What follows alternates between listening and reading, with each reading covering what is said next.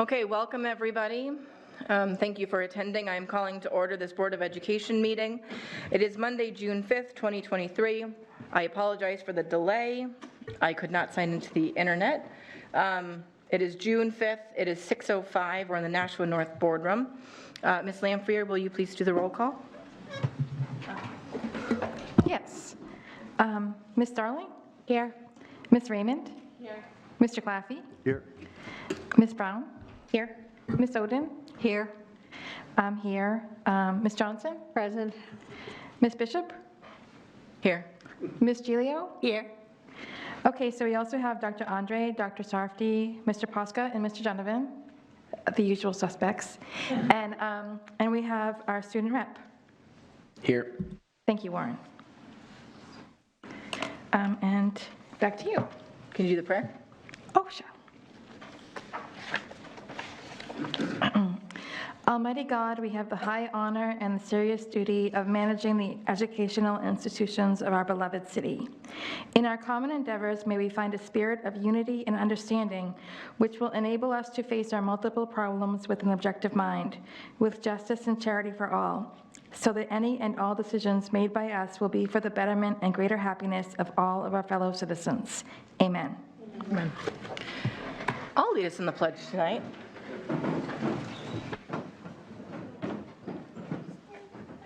Allegiance to the flag of the United States of America and to the republic for which it stands, one nation, under God, indivisible, with liberty and justice for all. Okay. This brings us up to, we have no presentations tonight, into the consent agenda. I'm looking for a motion to accept the consent agenda. So moved. Thank you, Ms. Giglio, seconded by Ms. Raymond. All those in favor of accepting the consent agenda, say aye. Aye. Aye. Any opposed? Nay. That's Ms. Darling, Ms. Brown, and Ms. Johnson. Okay. This brings us up to our first public question and our first public comment period. Sorry. Should probably stop chewing gum.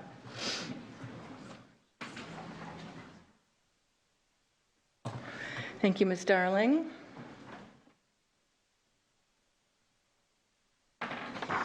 Okay.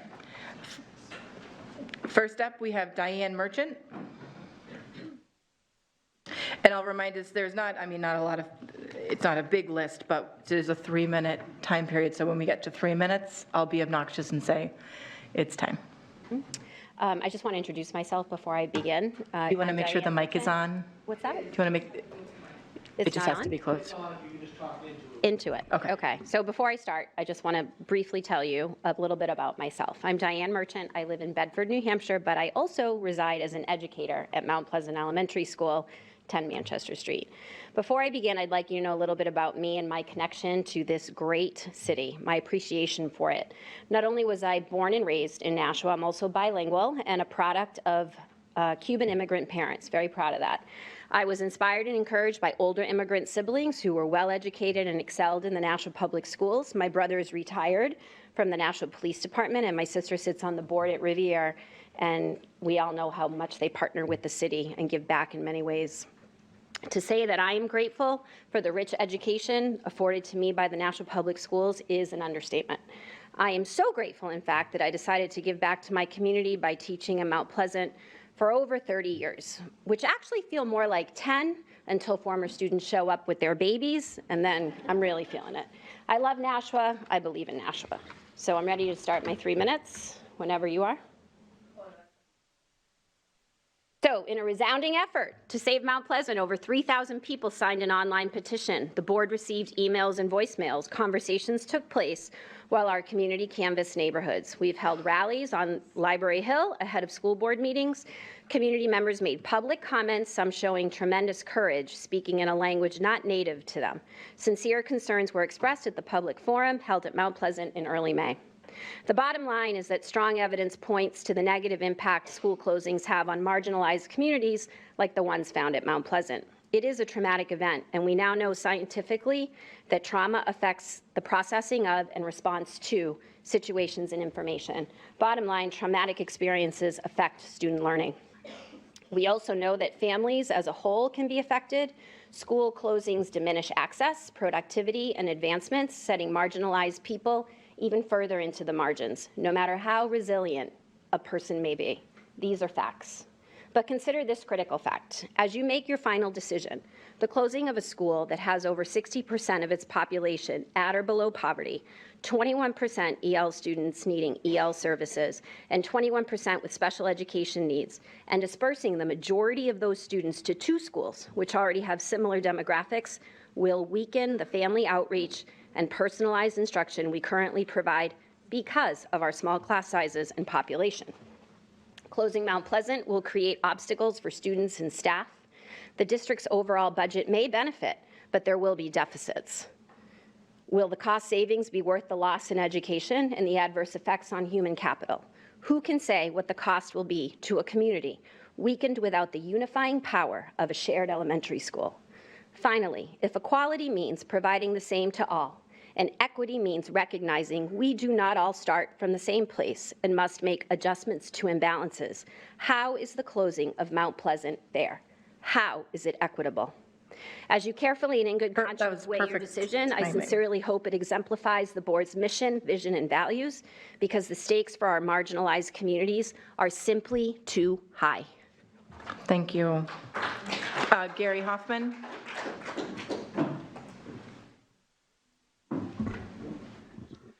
Gary Hoffman, 38 Perham Street, Nashua, New Hampshire, Unit D. I would like to speak a little bit about Preston Smith's population projections that are being used to make decisions in this district, especially with redistricting. Mr. Smith spoke that he stated that he had an MPA. Just as a background, I have the academic cousin of that, an MPP. So I feel at least some level of expertise on the subject that he was talking about. I also check with some of my friends who are planners on this. When I was listening to Mr. Smith, I had some concerns about his claims that he was making, partially because he made some very basic errors in his presentation. For example, he talked about the strong private school enrollment in Nashua, but he didn't mention anything about charter schools, which I think was probably the bigger factor to what he was looking at.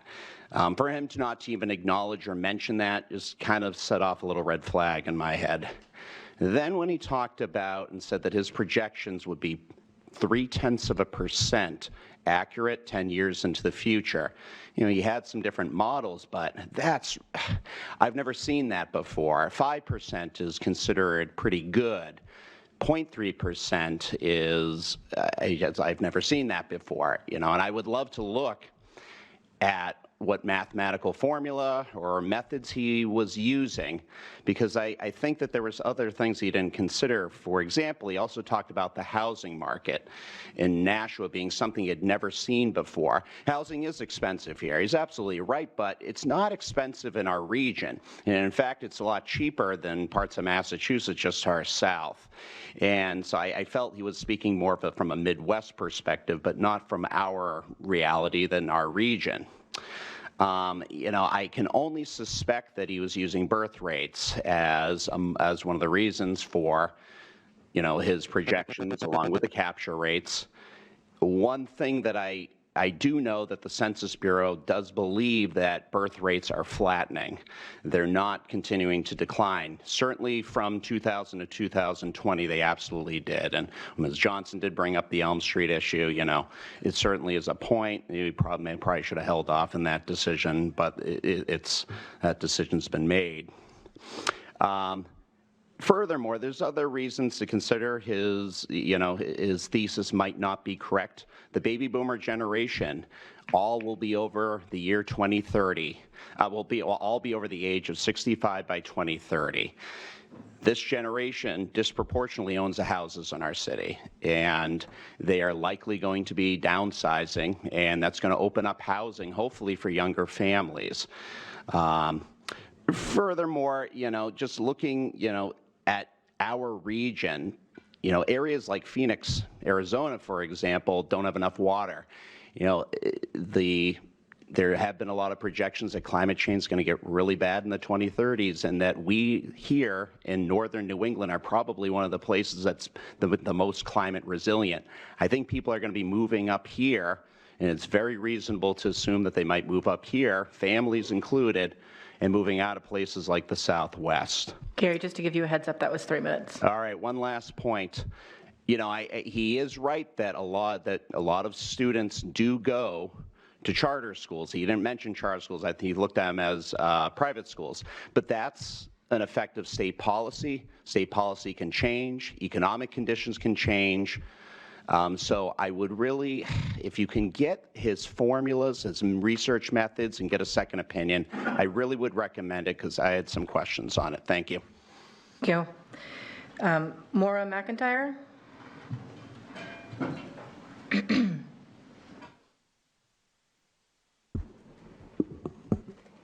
As BOE members, you have been given a very lofty task.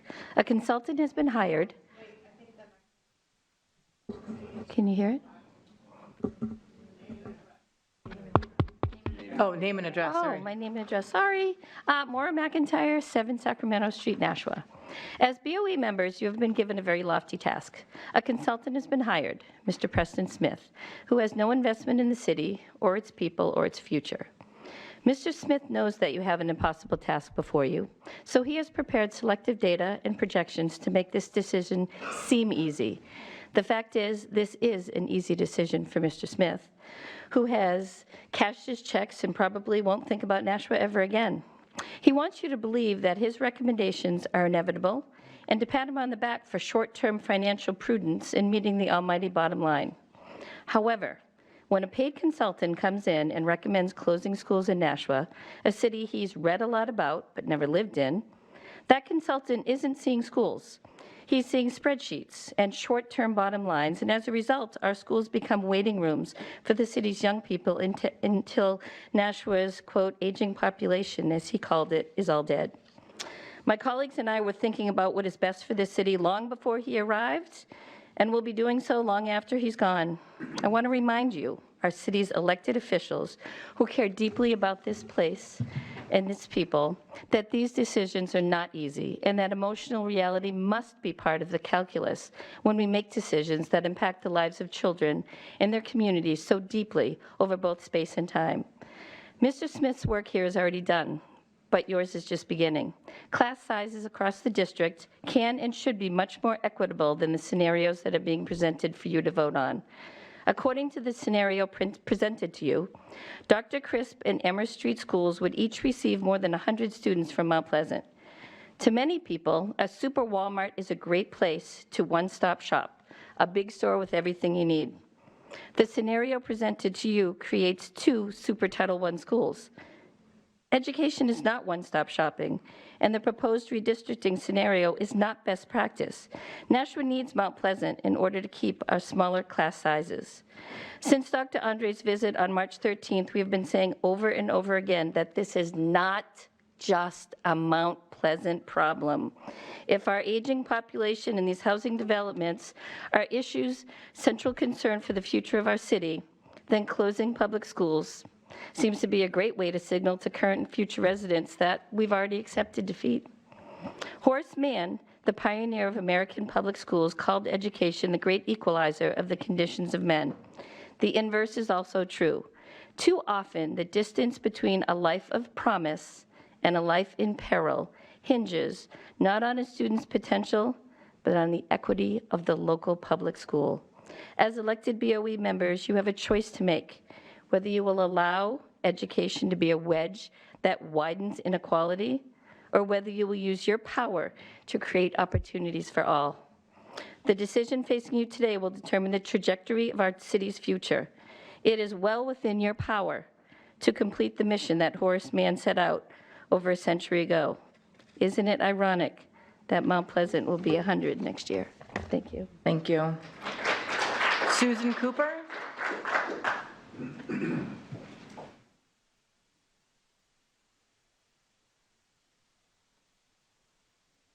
Can you hear me? Oh, Yeah. I'm Susan Cooper. I live at 19 Chester Street. And I'm not going to speak quite as eloquently because my notes are handwritten, not neat. But I come today as a Mount Pleasant graduate. Oh, I've got all the feelings. I grew up in Nashua. I went to Mount Pleasant. I went there the year it was renovated and we were split amongst the city. I went to Spring Street, I went to Pennachuck, and I went to the high school. I moved away for many years and moved back in 2019. I've worked for the district also since 2019. I'm a parent of a third grader currently at Mount Pleasant who missed most of first grade by not being in the building based on this board's decisions. I know my son is resilient. I know the students at Mount Pleasant are resilient. I know they are resilient because of the staff, because of the amazing work they do day to day. My son has learned to read, he's learned math, he's learned science, he's learned that people know him and love him in his community. He's learned about other kids from a variety of backgrounds. I understand that he could learn those things at any school.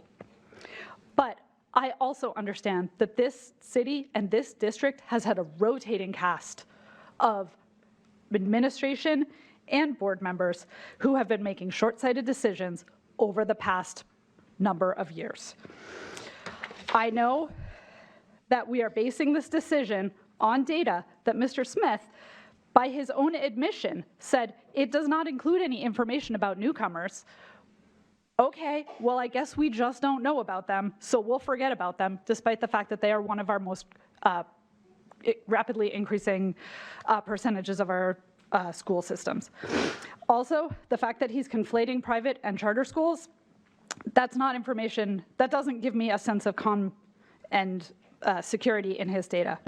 As Mr. Hoffman said, there are many pieces of the data that seem could have been thought out more better. Oh, geez, wow, I just fell apart. Sorry about that. Also, my final concern is that this is a process that's taken less than 4 months. We've known for years that we were going to be redistricting middle school. To suddenly redistrict elementary school within 4 months, that seems extremely short-sighted and not like it's part of any sort of strategic plan that any part of the city has been a part of. Okay, thank you. Thank you. With me. So. Molly Liakis? I had to really concentrate, though. That's the kids. That's what I tell my kids. All right, mine's gonna be really short. You don't even need to start a timer. I'm just here to tell you to do your research. Oh, I knew it. Molly Liakis, 94 Connecticut Ave, Nashua, New Hampshire. Okay, again, you don't need to start the timer. I want you to do your research so that you won't be surprised that we built an unnecessary middle school. Do your research this time so we don't hire, with paid help from a consultant, someone that isn't qualified to lead our district. Do your research this time, even if it's a simple Google search, to see that the next hired consultant doesn't have a controversial background. Do your research about shuttering schools. Don't just vote and listen to the ones you paid to help. I work for the city of Nashua, not just Mount Pleasant. I get paid pennies compared to these consultants, and I'm doing my research. You do your research. Thank you. Okay. All right. So this brings us up to our superintendent's comments, so I will give the floor to Dr. Andrade. Thank you, Mrs. Bishop. I want to take this opportunity to thank all the members of the redistricting committee for their contributions to the development of their redistricting plans and for all the comments tonight regarding the schools. I just want everyone to know the process is not complete, so please take advantage of the feedback forms we have posted on the nashua.edu website. To date, we have heard more than heard from more than 180 people, and we appreciate your valuable feedback. The elementary Nashua 9 completers. We are proud to announce nearly 350 elementary school students have completed the Nashua 9 challenge. This translates into 350 of our elementary students reading 2,700 books collectively. The Nashua 9 Reading Challenge is a call from the elementary school librarians this year to all students in grades 3 through 5 to explore 9 different categories of books during the school year. Students were inspired to broaden their reading choices by reading books from the selected categories: biographies, major award nominees or winners, nonfiction, historical fiction, mystery, poetry or free verse, fantasy, realistic fiction, or folktale. We are delighted so many students have been open to discovering new books that may have not been considered choosing before they have read. Congratulations to all of our Nashua Niners. And graduation is coming up. And so Senior Week is underway at both Nashua North and Nashua South as they approach the most important day of the school year, graduation. All graduations will take place next week, and I'm looking forward to joining them all. Nashua High School North will be at Stello's on Monday, June 12th, and Nashua High School South will be at Stello's on Tuesday, June 13th, and Brentwood Academy will be at the Hunt Memorial Library on June 14th. Thank you. Thank you. Now it's time for the board response to superintendent comments. I will start over here today. Ms. Darling? No comment. Thank you. Ms. Raymond? No, but thank you for highlighting about the reading challenge and with the librarians. That's fantastic. I think kids can, when they explore new genres, it's more likely that they'll find something that hooks their interest. So it was a brilliant idea. No comment. Ms. Lampier? So you got to talk about some of the activities that kids in the school are doing, and I'm going to do the same thing. I got invited to Fairgrounds Middle School to their dinner theater presentation of Who Poisoned His Meatball, and it was so much fun, and you could tell how much work had went into it, and my son was not a sports person, so I don't have the history of sitting at sports events that most people do, but he was into drama, and the things that he did in drama, like, put him on the course that he was on. It made him the person he is. So I was just so happy to see how much the kids were enjoying it, and that's really what it's all about, right? So thanks. Ms. Brown? No comment. Thank you. Ms. Johnson? No comment. Ms. Oden? No comment. Ms. Gilio? I would also like to congratulate the librarians for this. I first heard about it when I walked into the Broad Street Elementary Library a couple of months ago, and I think it's amazing. And the more exposure our kids get to different genres, the more they're going to love reading. And thank you for bringing it up. I think it was a win-win situation. Thank you. Go ahead. Thanks. Sorry, I thought of it and then it zipped out of my mind and now it's back. You mentioned that there are 180 replies to the feedback forms. Will the board be getting copies of those or a link to read them? Yep, we'll send you a copy tomorrow. Thank you. Okay. Now up to our student board member. There's no cage match this time because Dante's over at the sports awards. Yeah, at South. So he sent me something online to read. So on behalf of Mr. Castellano, the student rep over at Nashua South, hi everyone. I apologize for not being present tonight as Spring Sports Award night is tonight. I'm going to keep this night nice and short. Congrats to all the seniors graduating next week, and good luck to all underclassmen with finals at the end of next week and the beginning of the following week. Congrats to the girls lacrosse team for making it to the semifinals for the first time in a decade. They lost, but still had an impressive season. And good luck to the track and field athletes competing at the New England Championship this weekend. Other than that, I hope everyone has a great finish to the school year, and thank you. Again, that is from the Nashua South rep. And so now for my comments. Good evening, everyone. This weekend, I had an amazing opportunity to attend the Hobie, New Hampshire seminar. Hobie is a youth leadership program where kids from all over the state get to meet and learn together on how to become better leaders within our communities and then our world. I had such an amazing time, and I'm very thankful for everyone who helped me through the process of the application and everything that came with it. Huge shout out to Ms. Ojami, one of our amazing guidance counselors here at Nashua North. This weekend has also opened my eyes to the hidden problem of teenage hunger within our schools. The thing about hunger is that it's invisible. You never know if someone around you is hungry or suffers from food insecurity in any way. At Nashua North, we are really lucky to have a fantastic food bank. And so, although we already have one, I am going to try and cooperate with the newly elected Student Senate to try and put up some more food drives and also some personal hygiene drives. I look forward to seeing how we can plan this out, and I look forward to working with them.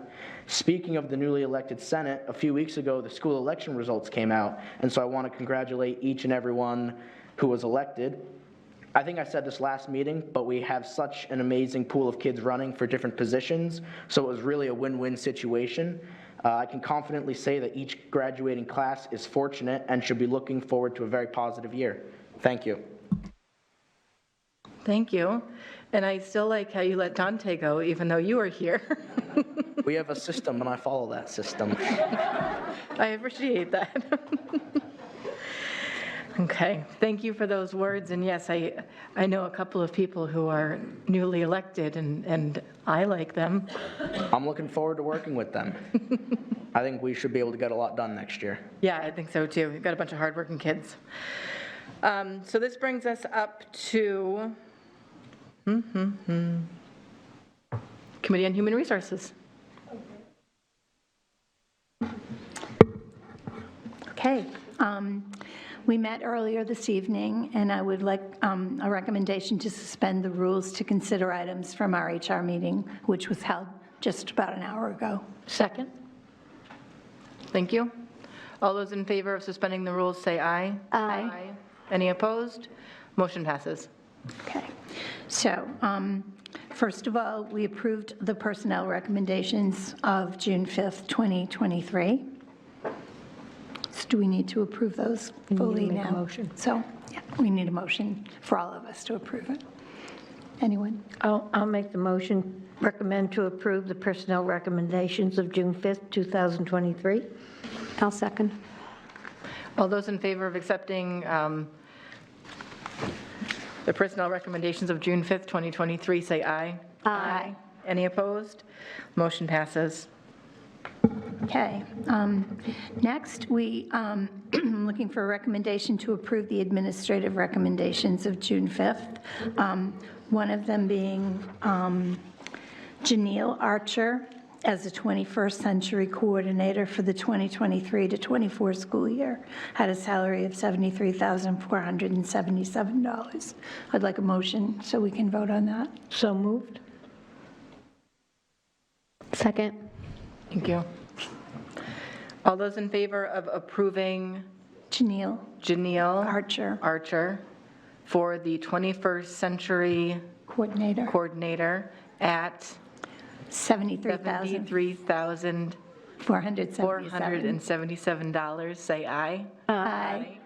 Any opposed? Motion passes. Thank you. Additionally, we have a recommendation from administration to elect Colleen Hussey as the principal of Dr. Crisp Elementary School for the 2023-2024 school year at a salary of $98,400. I'm looking for a motion. Second.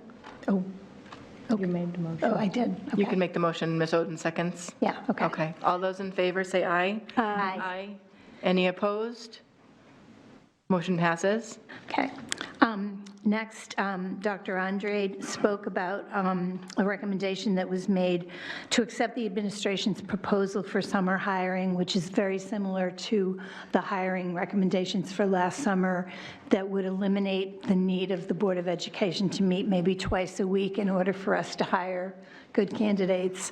And so we are putting that responsibility on Dr. Andrade. So I'm looking, I guess I'm making a motion that we accept that. I'll second that.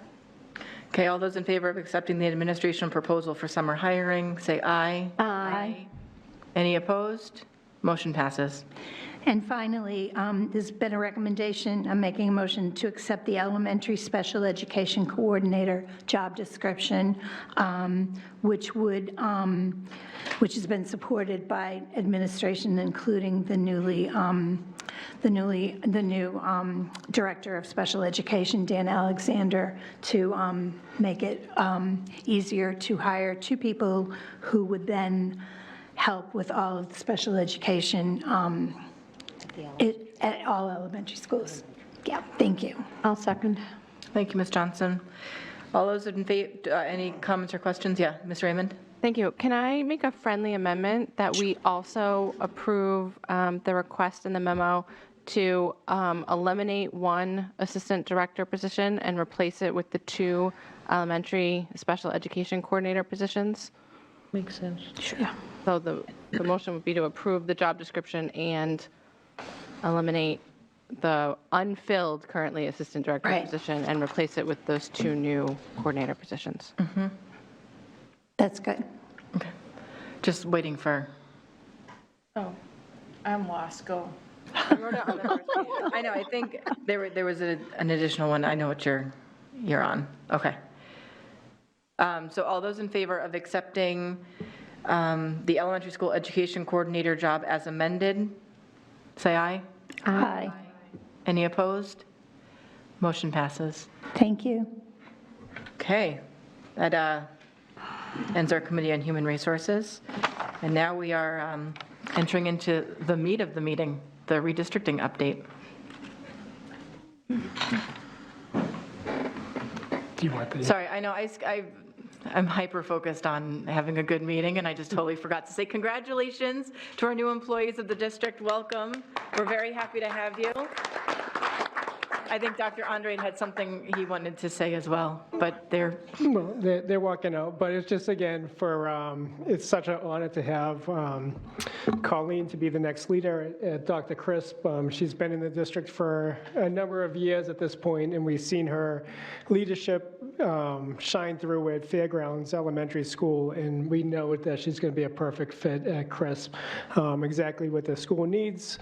Big shoes to fill over there, but she's more than capable. Her professionalism, her intellectual skills, her knowledge, and just her overall good person is just, we're really fortunate to have her remain in the district. So congratulations, Colleen. We're looking forward to great things over at Dr. Chris.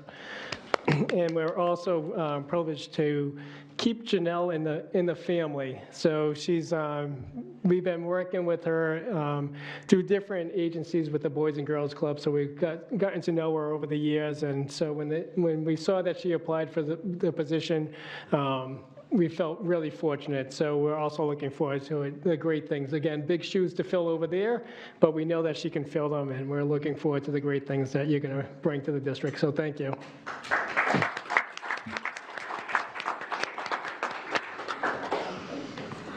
okay.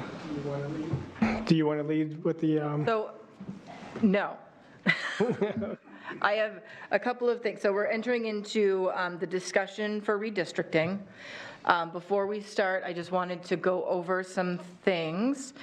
You know me, I don't ever take notes, but I want to make sure that we have a discussion that is productive and allows us all to feel heard and also listened to, which, as we know, are 2 very different things. So just going back a little bit to Robert's rules, which, I mean, we typically follow, but for the sake of this discussion, what I'll do is when I give you the floor to speak, address me, not each other. We don't normally do that, but I think that could be helpful. I want us to remember that what we believe is best for students in the district will look different, so let's continue to be respectful, let's not interrupt each other, refrain from name calling, refrain from eye rolling, be professional.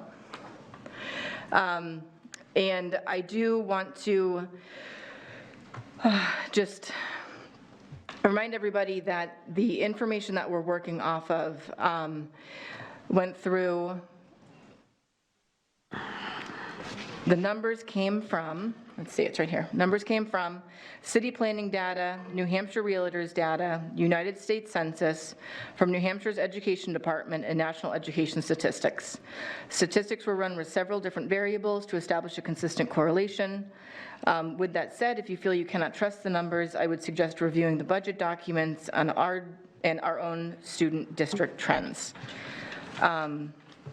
We are obviously not looking at closing 6 schools. However, it highlights what we have as extra, which we know as proud parents, staff, and residents is a positive problem to have. I have my own suggestions and edits to the maps. I know that my paperwork was handed out earlier. It was not meant to be. It's not part of the packet. It's my work. I actually have it on a PowerPoint for people to look at. This is not from the district. This is me taking a look at what was presented with the community's questions and concerns, and then conversations that I've had with people. So it reflects what the community has gotten back to us about what their concerns are with the proposed maps. Because I did it, and I think we all know where I stand in regards to Mount Pleasant, which unfortunately I think it's an expense that we don't need to take on. I apologize, you guys are great, but I'm gonna sit here and be honest. So the maps that I've provided reflect Mount Pleasant as not being here and how the schools are absorbing the students. If anybody wants to meet with Mr. Smith, as I did, to review how they want to see their maps done, feel free to reach out. I know that he's available all week for these kinds of discussions. Again, this is not information that's presented from administration. This is my work. I would have just said if anybody wants a copy here, but I'm going to pull it up on a PowerPoint just to share with you so that's easier to share. I recognize that this is an incredibly tough conversation to have. And I feel like it's tougher for me because for me at least, when we were doing the COVID changes and going through and reviewing things, we had public health here, we had, doctors and scientists and people who could really share historical evidence about what you can do to prevent blah, blah, blah. It felt like a more guided conversation for me. This feels like, because it just feels bigger to me, and I don't know if anybody else feels this way, but it just has a different weight to me, and I want to make sure that everybody understands that these decisions are not easy, because it's not we can revisit this in 2 weeks and take the masks off. So please understand that it's hard. You're going to see me probably stuttering a lot tonight and tripping over my words and getting choked up at times, but I just really want to highlight that none of these decisions are easy. You can't make everybody happy. You can make everyone unhappy, which I think we've done before. Hopefully we don't do it again. But just bear with me. I'll go through what my changes are. This is a discussion. Just because I have something written out and prepared to go doesn't mean I have to go first. So if anybody would like to start this discussion, I will yield the floor to you. Remember, we'll address me instead of each other, just to kind of keep, if things get heated, you can just yell at one person instead of everyone. Okay, I will start with Ms. Brown and then Ms. Johnson. Yep. I was actually going to say, Madam Chair, I'd love to see your proposal if you'd be willing to go first. Okay. Ms. Johnson? Thank you. I'm not going to really get into these reconfigurations right now, but I know when we've had discussions about Mount Pleasant, right now we're talking about $21 million just to do not even the full scope of work. And I keep asking for the full scope of work because all we do at our schools is we piecemeal whatever's broken and whatever needs to be fixed now, and then we brush it aside. We go continuously to the Capital Improvement Committee. We don't get any money from there, from what I'm seeing. And we have $13 million of deferred maintenance.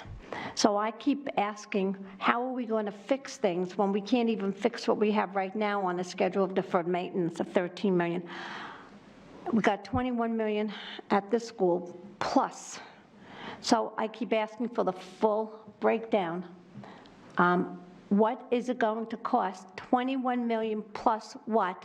And I want to see exactly what needs to be done in the school from top to bottom, because I think that's an important piece on whether or not what happens to Mount Pleasant, because it seems like we have issues with it, but now we're taking care of Maine Dunstable and Birch Hill. Maine Dunstable, because they can't even get new lockers. I was shocked when we went through there. Those lockers are going to stay the same. We're doing renovations to the school, and you can't even get new lockers in there. I think again, that's piecemealing. So I think that's an important piece for us to see, what is the true cost of fixing Mount Pleasant. In this whole thing that we're talking elementary school right now, the most important piece is the middle schools. No matter what, those middle schools have to be redistricted. The elementary schools right now is secondary to the middle schools. And I think we're putting the cart before the horse again. In our discussion, once we get those middle schools redistricted, then we come back and we take a look at the elementary schools and see what's going to fit the best. So I think that's where the problem is right now. I'm not saying that I'm going to vote to keep it open. I'm not going to say I'm going to vote to close it. But I think what we have to do, what has to be front and center, is those middle schools. That's going to happen no matter what. That new middle school, McCarthy Middle School, is going to open whether we redistrict or not. And what are we going to do? We're closing down Elm Street, and where are these kids going, and where's Pennachuck, and how are we going to get that flow going? So I think that's the first order of business. Thank you.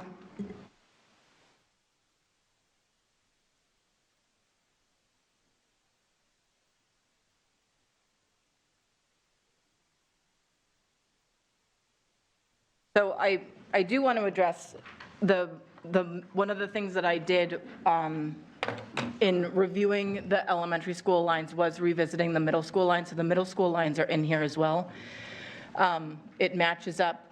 My ideas only have 2 elementary schools splitting into separate middle schools instead of what we already have.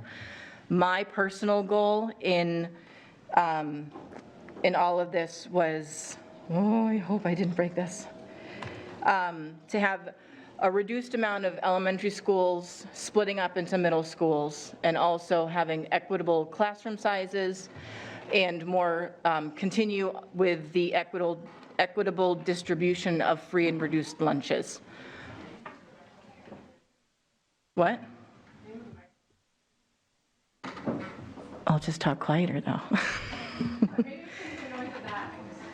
No, it's fine. What was the password for this again?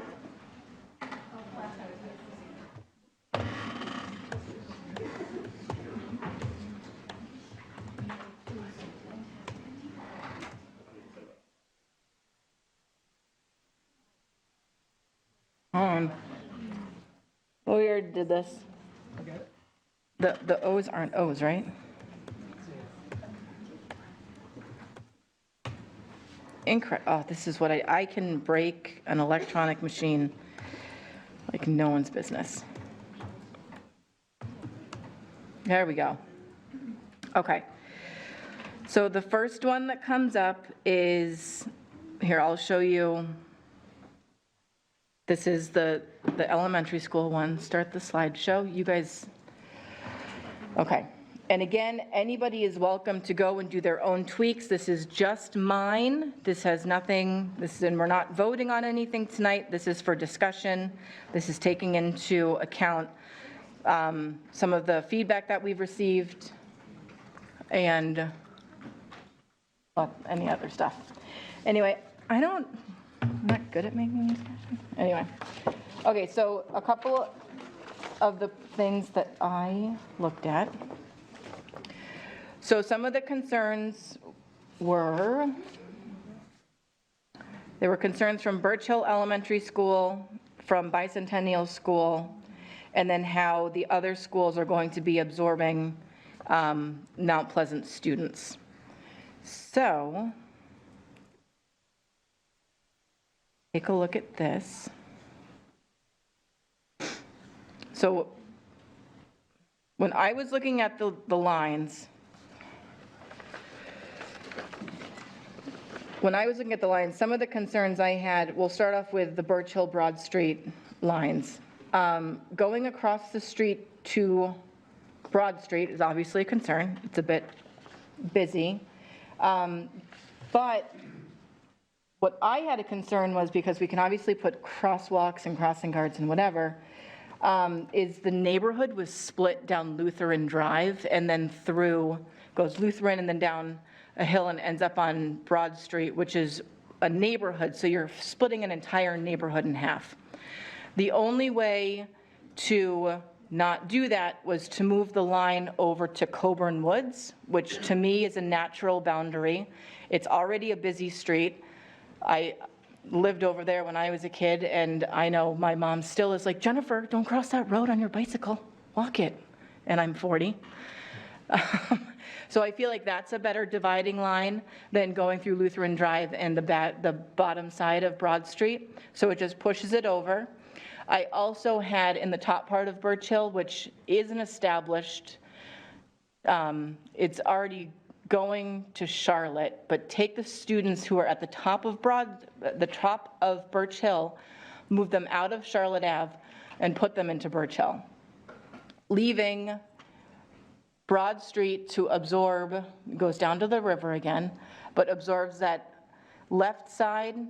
I don't have a little thingy-dingy, but so Coburn Ave and over, so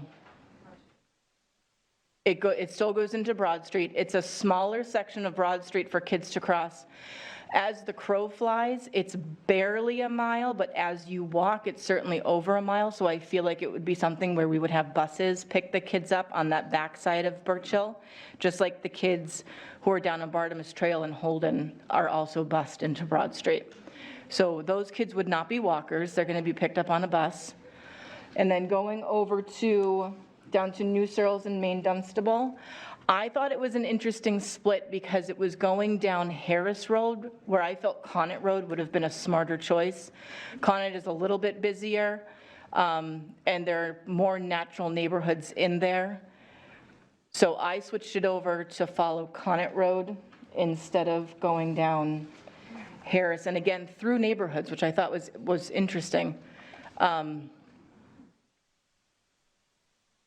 And then with the Bicentennial, New Searles, moved the Bicentennial line back over to where it was, because the neighborhood right across the street, like, what is it, Lisa, Monica, those drives, those were getting sent over to New Searles, where they're still across the street from Bicentennial, but it also cleans up the line and has them going to, it cleans up the middle school line on that one. Sorry. And then with Fairgrounds and Sunset, my concern with Fairgrounds and Sunset was, what was it? I had it follow the river instead of going through, so it went through, Fields Grove and Salmon Pond instead of through the neighborhoods again. So some of Fairgrounds Elementary, some of Sunset goes back into Fairgrounds, right at the top there, the yellow part. But that's the one school that splits. So the reason that it stayed the same before was that it stayed with Sunset, because it stayed with that middle school, but that would end up switching over. I never realized how much of a not eloquent speaker I am until I do things like this. So that, yeah, the Brook Street Hood is what I was calling it. So that's behind the fire station that's over there, was a Sunset Heights School District. My idea is to throw it back into Fairgrounds. And then for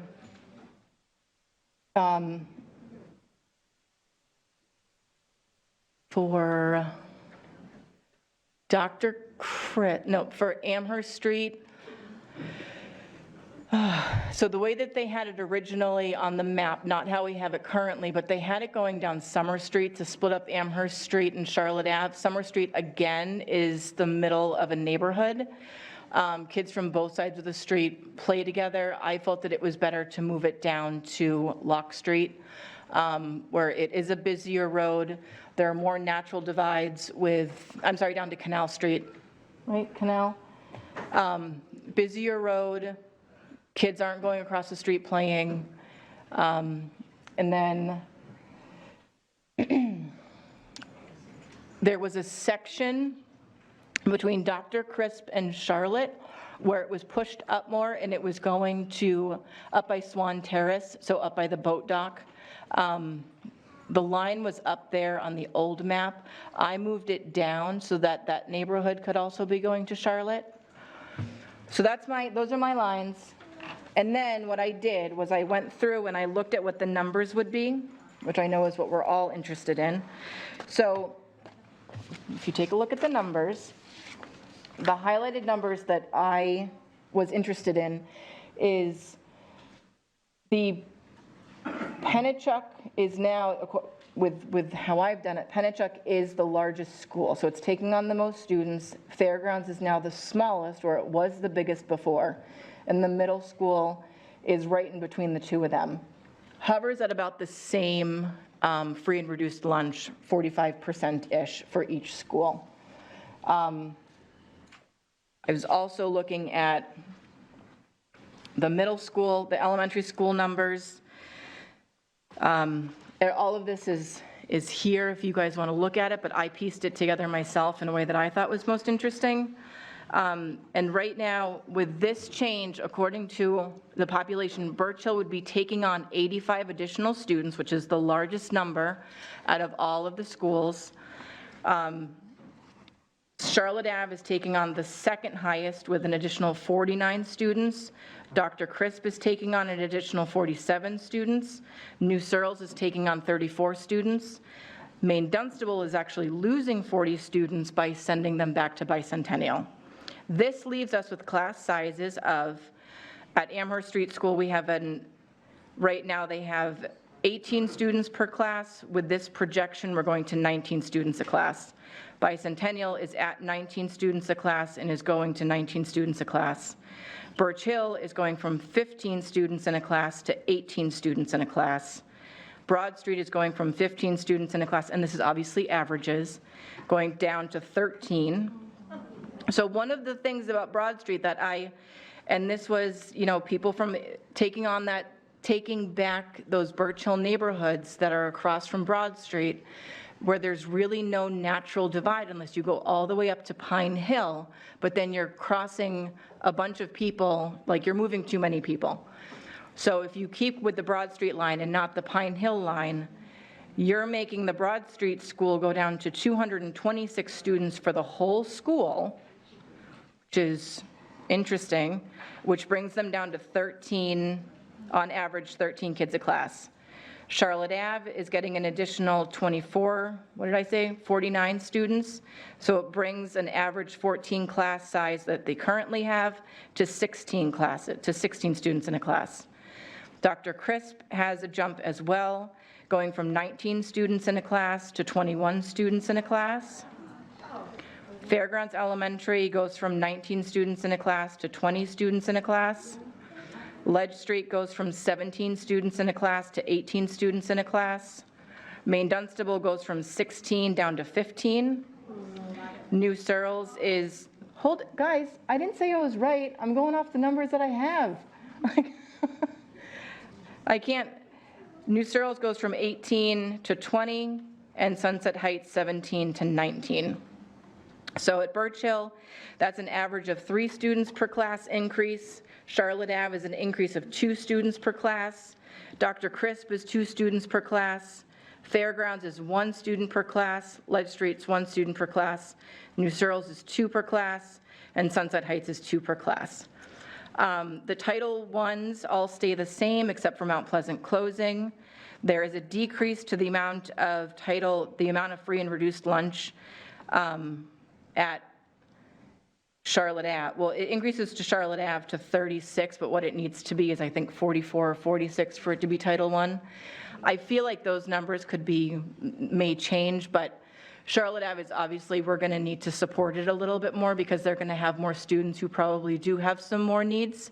But I don't think it's outside of the realm of possibility with the 18 teachers that we have at Mount Pleasant, you know, we can move them around and get needs met. Dan probably knows all this, but I'm just trying to get a buddy, a co-conspirator. So that's kind of what I looked at with the community feedback and then my own personal thoughts about neighborhoods.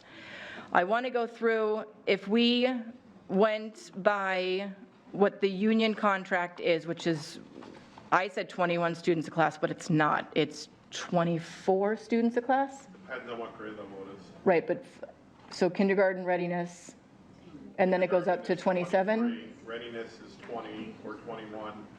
First, second, and third are 27, and fourth and fifth are 30.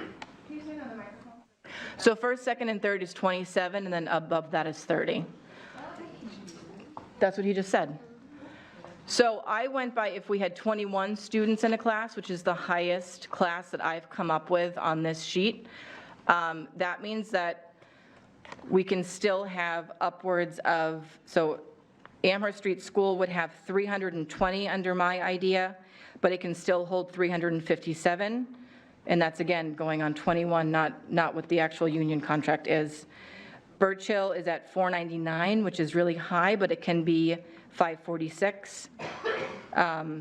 Nope, sorry, that's Bicentennial is 499, but can go up to 546. Birch Hill is at 417, but can be at 483. Broad Street is at 226, but can take on 357. Charlotte Ave is at 385, but can take on 504. Dr. Crisp is 430, but can take on 441. Fairgrounds, 540, 556, so kind of the same.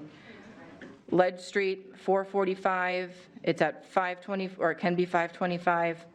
Main Dunstable, 382, can do 567.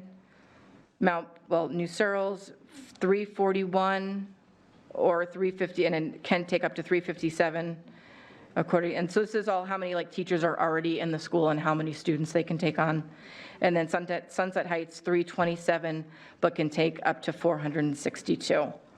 So these are, I mean, this is part of the discussion. I'm just presenting this as what I think may be a good possibility. Again, it meets what I want, which is equitable student classroom sizes and decreases the amount of elementary schools splitting up into new middle schools. It does move the middle school lines a little bit. So yeah, I just said all that. Oh, I could have had so much easier if I scanned through. Okay.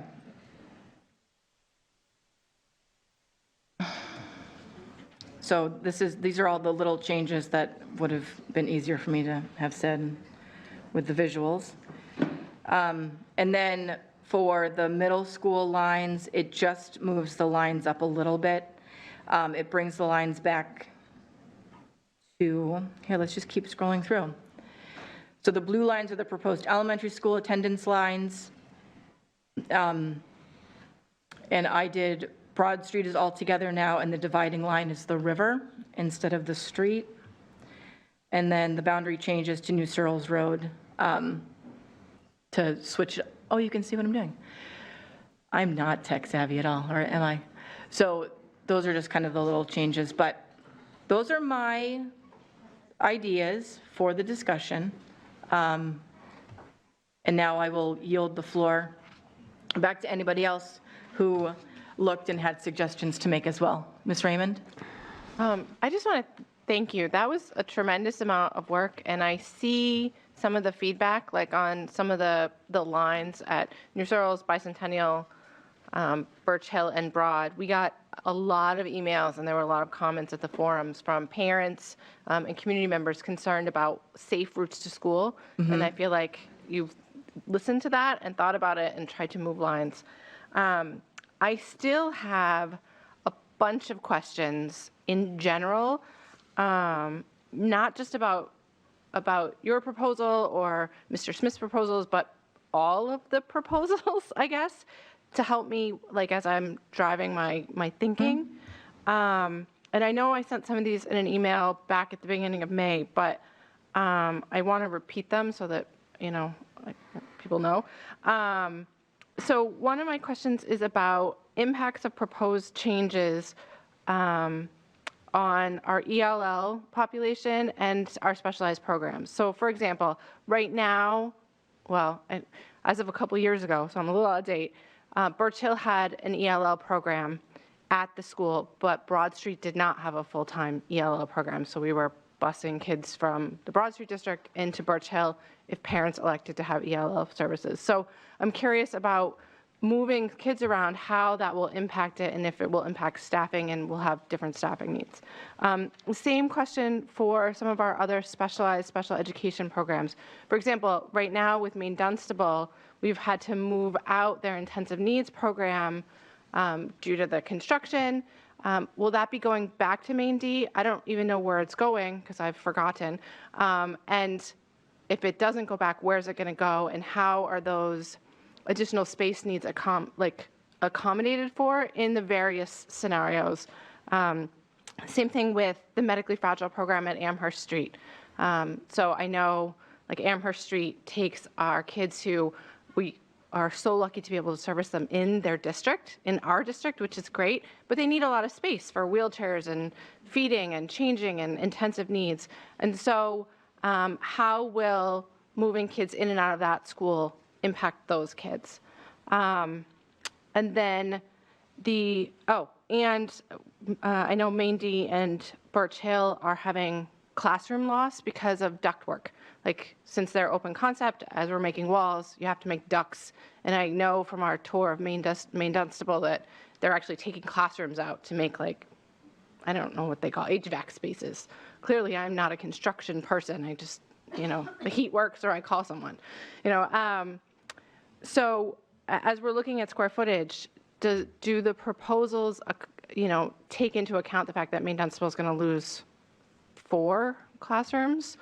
And then the last question I had on my list is regarding overhead cost changes. I find myself agreeing with what my colleague across the U said earlier about what are the costs, what are the itemized costs for really fixing Mount Pleasant the way that it deserves to be fixed, and then also, will there be savings to the district if a building closes? Like, what's the overhead that the district should see in savings? Because I'm going to assume, which is silly, but I'm going to anyways, that if we close a school, we will absorb the employees because we're not, getting rid of kids. Kids still need teachers, and so we want to retain, the highly qualified staff at all of our schools. So that's my list. I can email it again. But so those are the kinds of things that I still am struggling with as I'm looking at the maps and looking at, before I can figure out where I want to go. But I also agree with my colleague about middle school. I think we need to nail that down sooner rather than later. So that's it. That's all I've got. Ms. Lampier? So thank you for the presentation. One of the things that it showed was how lines shouldn't be drawn by people who don't live in the city, who aren't familiar with it. I mean, you've been a lifelong resident of Nashua, and that kind of knowledge is important.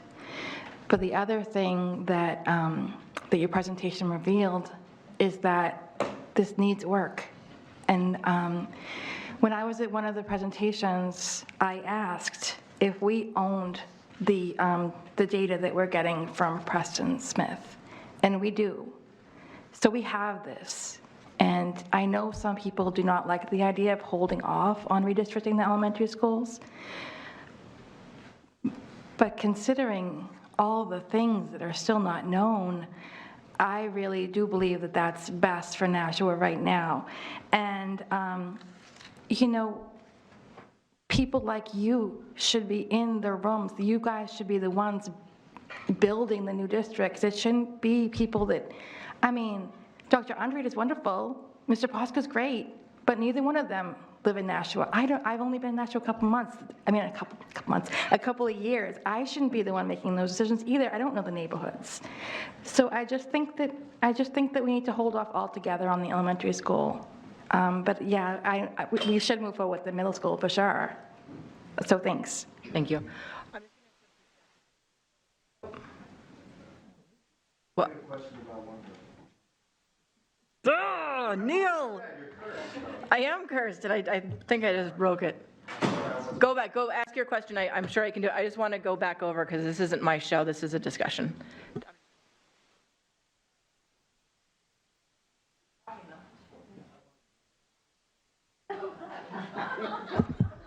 Madam President, I had a question about the middle school utilization and capacity, so I just want to make sure the numbers that I have are accurate. So according to... Mr. Claffey, you have the floor.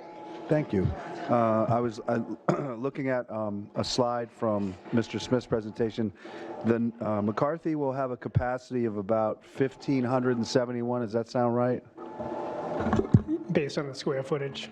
Yeah, but we know that that's not correct because we built a whole floor specifically for intensive needs students who are currently out of district. So what is there, can you, because I'm looking at the Penachuk. Right. Penachuk, can I finish? No. Yes, go ahead. Yes, I said no interrupting. It's okay. So Penachuk, I'm looking at 977 for capacity. Is that realistic or accurate?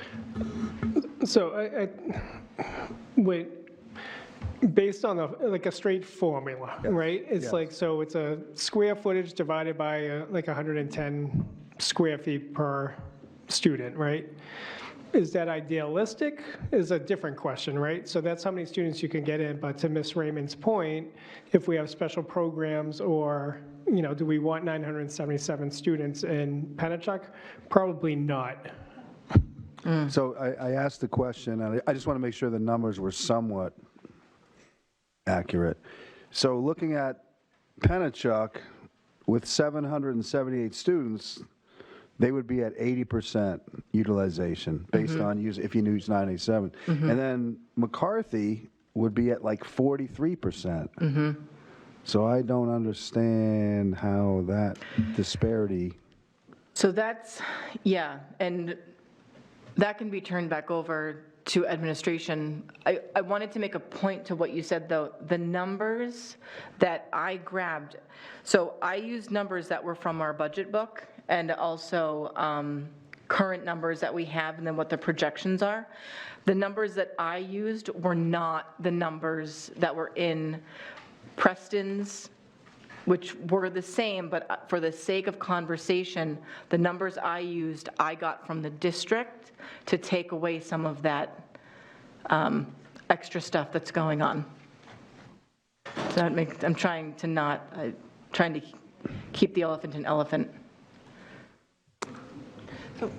I'll hand Dr. Andre. So I just, again, for McCarthy on that number and the percentage, there are going to be special education programs there, most of our middle school programs. So that'll take, as Ms. Raymond said, a lot of the square footage, and there's just, those students need more space.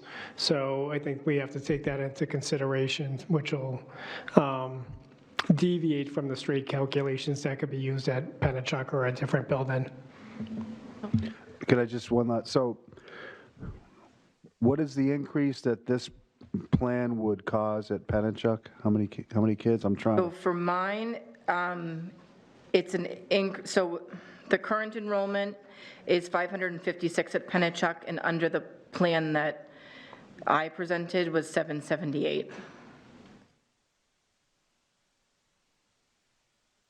So it's an increase. Ms. Raymond? Can I just speak to the JSSBC and the middle school project? Because I've been on it for 5 years. When we contracted with the architects, at this point 4 or 5 years ago, to talk about the middle schools, we talked about having equity not just in the physical spaces and making sure everyone had the same up-to-date 21st century learning environments, but also having equity about the number of students, because we noticed that Elm Street was twice the size of Penachuk, for example. So we asked the architects to create renovations that had a goal of 900 students for each school. McCarthy ended up larger because our prior superintendent asked them to, and asked the board to ask them to add programming in that building specifically for students who are currently out of district due to special education needs.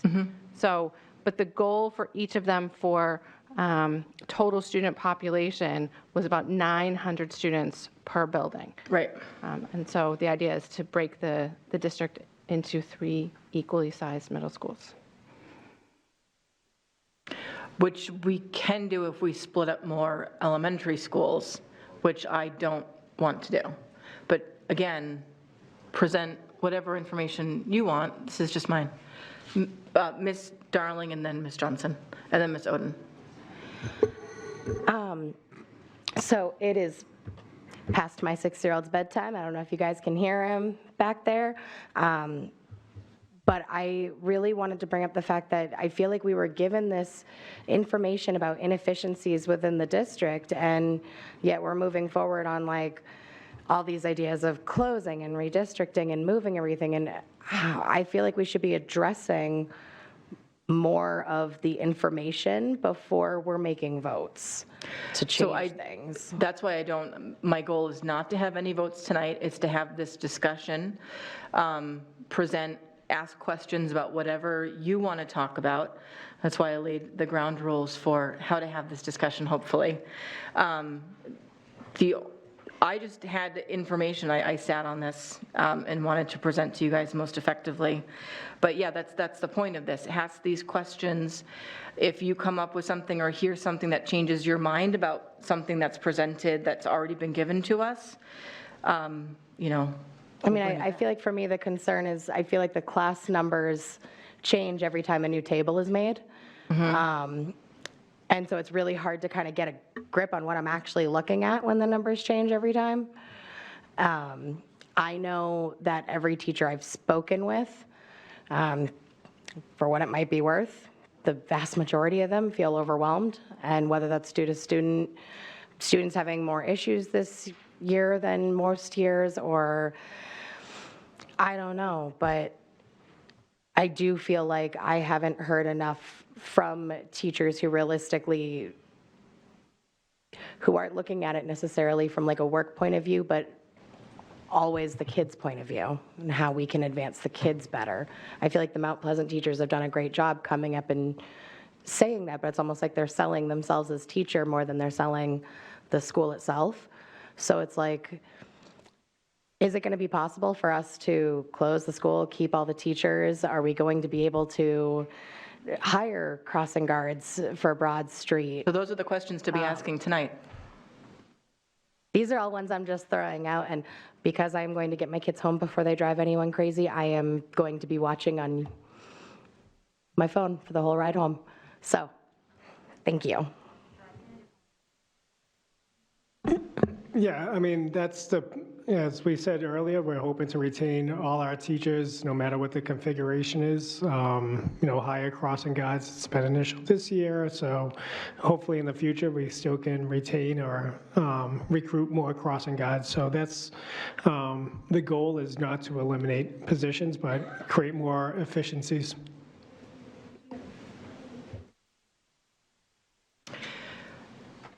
Ms. Johnson, and then Ms. Oden.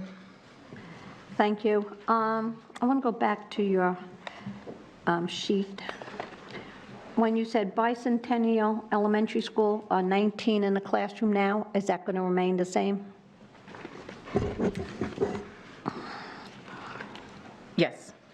And Birch Hill, 18 in the classroom, that's going to remain the same? Yes, and I will go back to elementary school rounding up. So I rounded everything up above 0.5 and over, and then down. But then for those schools that, yeah, 0.5 round up. So if it was like 18.5, I made it 19 students, it stayed the same. That's why I rounded up.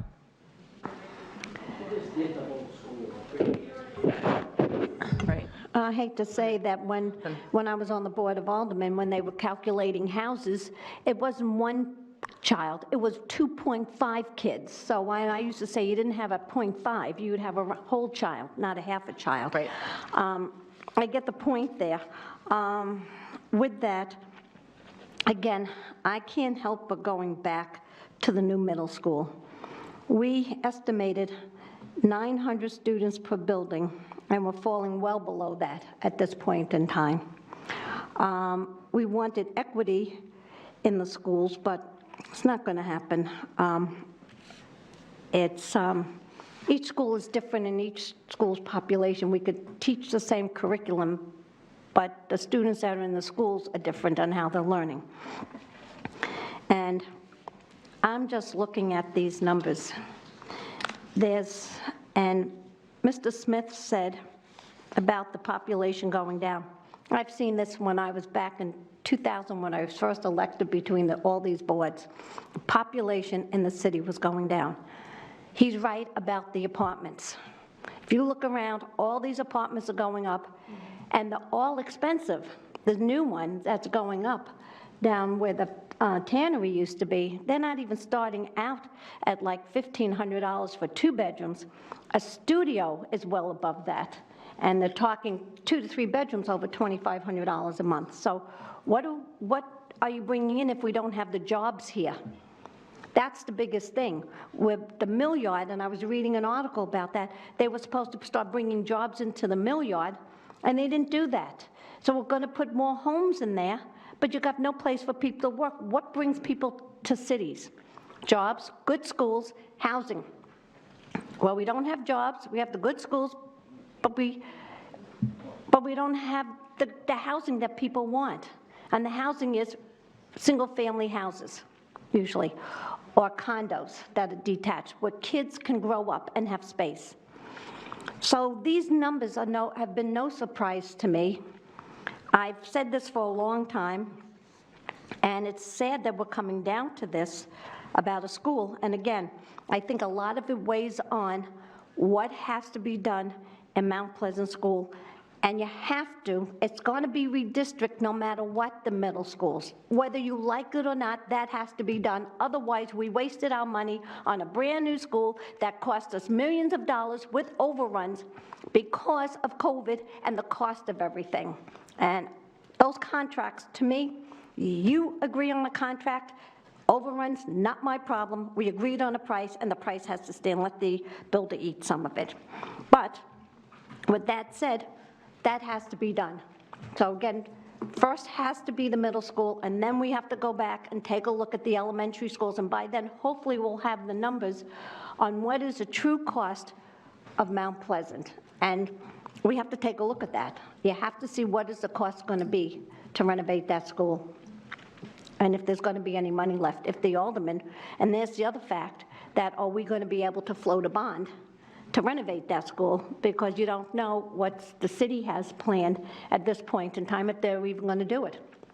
So those are all the factors involved. Thank you. Ms. Oden?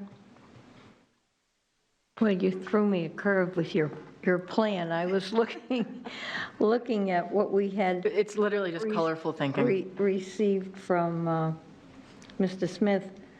I have a big problem with his numbers because, well, the first number I saw was 600 at Amherst Street, and it's from 1999. I started at Amherst Street in 1999. There were about 400 students. That was plenty. You wouldn't be able to feed the kids. So when I look at his numbers, I look at it very cautiously. But for me, when we're redistricting, it will be critical in making my decision to see the number of classrooms at each grade level and the class size in those classrooms at both the sending and receiving schools for grades kindergarten through 3rd grade, because those are the grades that are going to be, those kids and those classes are the ones that will be moving. And you have to see how many there will be, what the impact will be should Mount Pleasant close. We know the numbers will fluctuate, but I think having the current numbers would be helpful. Also, I would like to see how many students at each of the 4 grade levels affected in each of the 4, well, this was 4 schools when I was looking at Amherst Street, Charlotte, and Dr. Crisp, and Mount Pleasant. I'd want to know for the sending and receiving schools, how many students are identified as receiving ELL, special education, speech services, as well as those in the reading, with the reading specialist, the guidance counselor, or psychologist. This information could be broken down by grade level rather than classroom level. That affects a classroom. You can say you have 17 kids. If half those kids are ELL, another 3 or 4 are special ed, it's a different, you're not talking regular ed classrooms at that point. And unless we take that into consideration when we're doing any type of a redistricting, no matter what school you're looking at, you've got to consider the makeup of the classes, class size and class makeup. So, as I said, no matter what you do, you can draw all the lines you want, but until you look at how you're affecting the actual classrooms in the schools, you're not doing our kids or our staff or our parents any favors. So Can we address that to Dr. Andrade about what we would do if class sizes became inequitable in regards to the special needs within the classrooms? How would we, as a district, manage that? I mean, we can't let kids go without their needs being met, and it would be just like if we, I'm thinking of Manchester specifically when they agreed to take on the big refugee population, and then Manchester had to manage all of these brand-new needs because they were being good global citizens, but they still had to meet the needs of the students somehow. So I assume that as superintendents, this is something you guys kind of always have in the back of your head. So how would you meet Ms. Oden's question? So part of it is looking at what's the boundary lines and all the scenarios, right, of just what school and how many kids are going where. So I think we just, as we're kind of going through it, it's just clarifying of, you know, how many students are going from Dr. Crisp to a different school, or just what does that look like? And so, and every year it kind of changes, so some of it is just who's our current students. But at the end of the day, Ms. Bishop's right. So we do our best to ensure that every school has the right amount of reading specialists, special educators, para-educators, and we would plan accordingly. So whether we had redistricting or not redistricting, but again, you know, I was working with Mr. Alexander today on our current staffing. But a lot of that depends on what's the student in front of us and what their IEP calls for, or a reading or if they're on a reading plan, and that's an individual case. So whether we redistrict it or not, we need to be having those conversations every day on what's our proper staffing. So that's how we would address it, and making sure that possibly just moving staffing around so that the resources, the right resources, are in the right place. However, we know over the last couple of years, it's been hard just to staff on a daily basis. So that would be in consideration as well. So, and again, sometimes we're looking at, Ms. Raymond talked about ELL and moving students around. We haven't done that in a number of years, but we also know we don't have enough ELL teachers. We have a shortage there. But it is, how do we maximize our resources and have the economies of scale? And that's a possible solution, but we're not at that point right now. But I wrote down your questions, and we'll get back to you. Thank you. Thank you. Ms. Brown? I just had a follow-up question related to that. Correct me if I'm wrong, a decision earlier tonight in HR to divide the duties for elementary school for 2 special ed coordinators at the elementary school level was in a need to address that need that we currently have without redistricting, correct? Correct, and it was more for that administrative support to the schools. So it's not a special education teacher, it's a special education coordinator that would help the IEP teams determine what's the right level of services for the students there. Okay, thank you. Any other comments or questions? Okay, so my hope is that we spend the next 2 weeks absorbing all of the information that's in front of us, having follow-up conversations with administration, and then my goal is to come back in 2 weeks and be able to have another, I'm assuming another big discussion, but end it with a vote. I would like it to be a vote for elementary school lines and middle school lines. People can disagree with me if they want to. That's what I will put on the agenda. I would like this to be done so that everybody can plan. I think 1 year is ample time for the district to get ready, take into account all of the needs, all the changing needs, all the shifting resources, to have the best plan possible. And then getting families and students ready for whatever changes are going to be happening. I keep pushing, and I really want this to happen. When Ms. Brown first joined the board, she brought up something called a citywide PTO, which I have been in complete support of since she said it.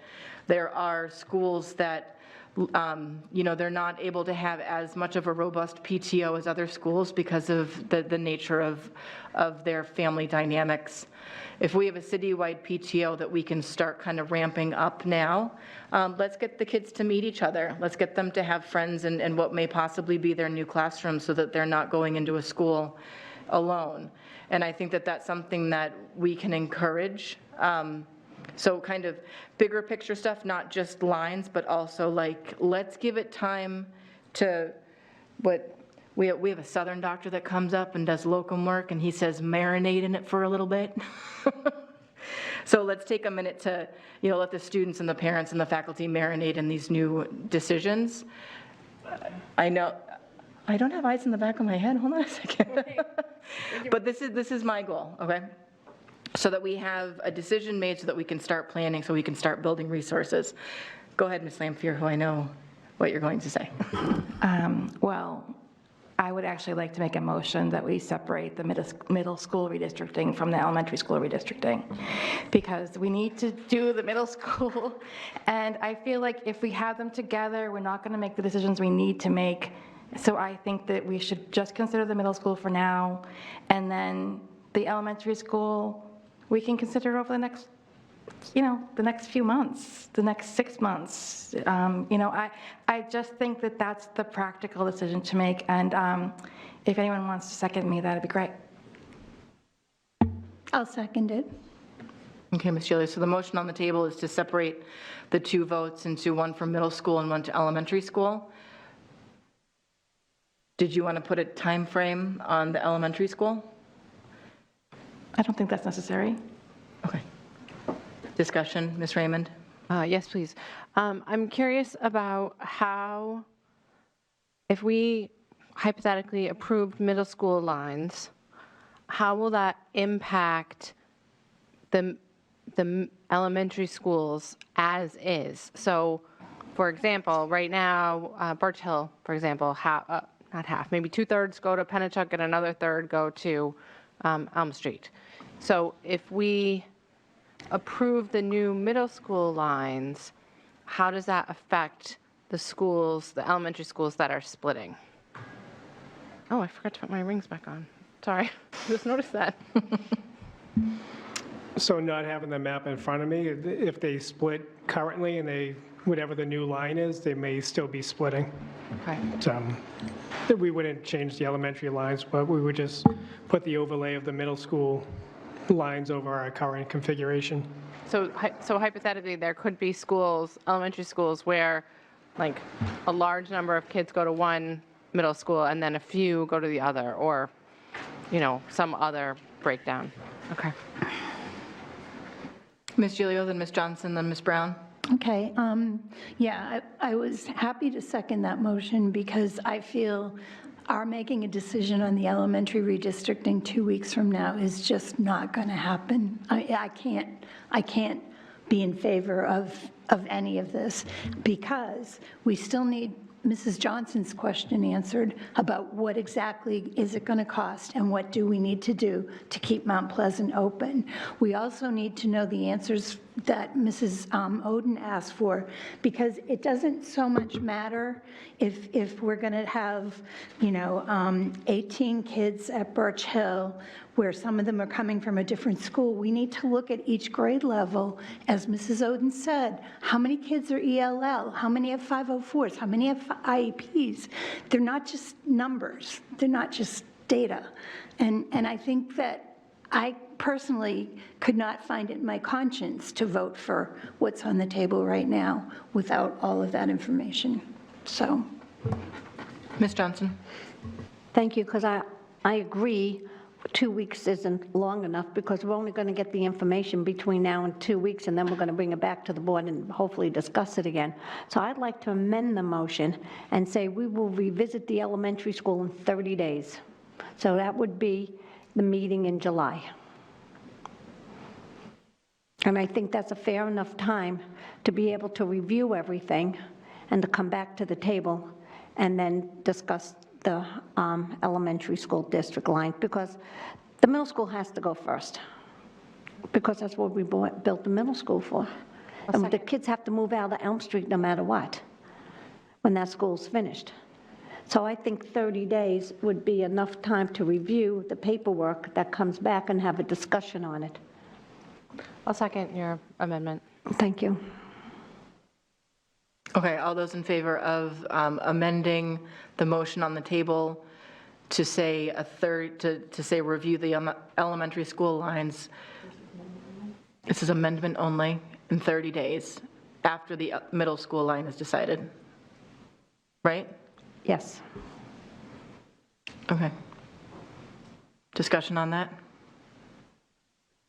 Can you clarify that, please? Are you saying after the middle school decision is made, it's 30 days from that decision? That's my understanding of what Ms. Johnson is making an amendment for.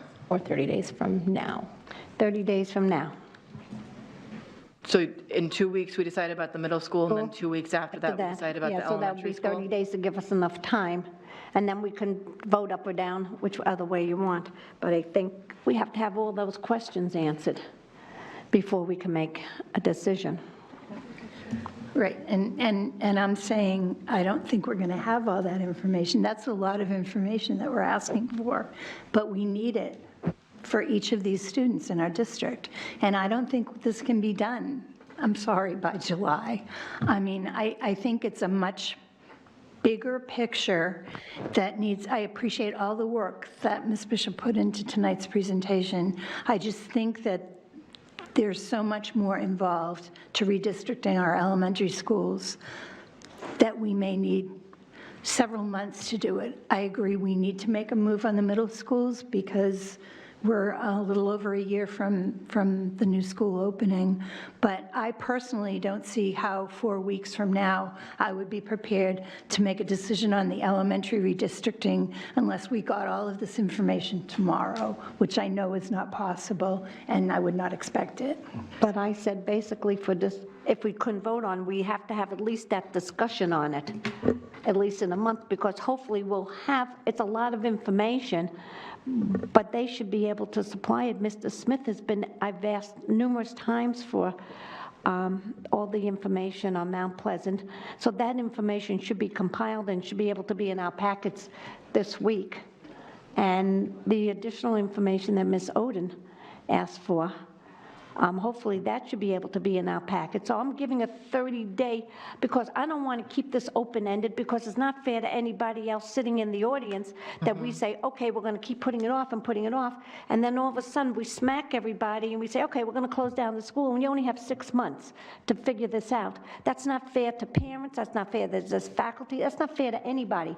So that's a decision that we need to, it's a long-term vision, but there's no reason why this information can't come to us. And then next week and 2 weeks, if we have this information, we could still start the discussion of the elementary schools, but there's a 30-day time frame, because I don't want this to just keep lapsing and lapsing, and then it's not fair to anybody.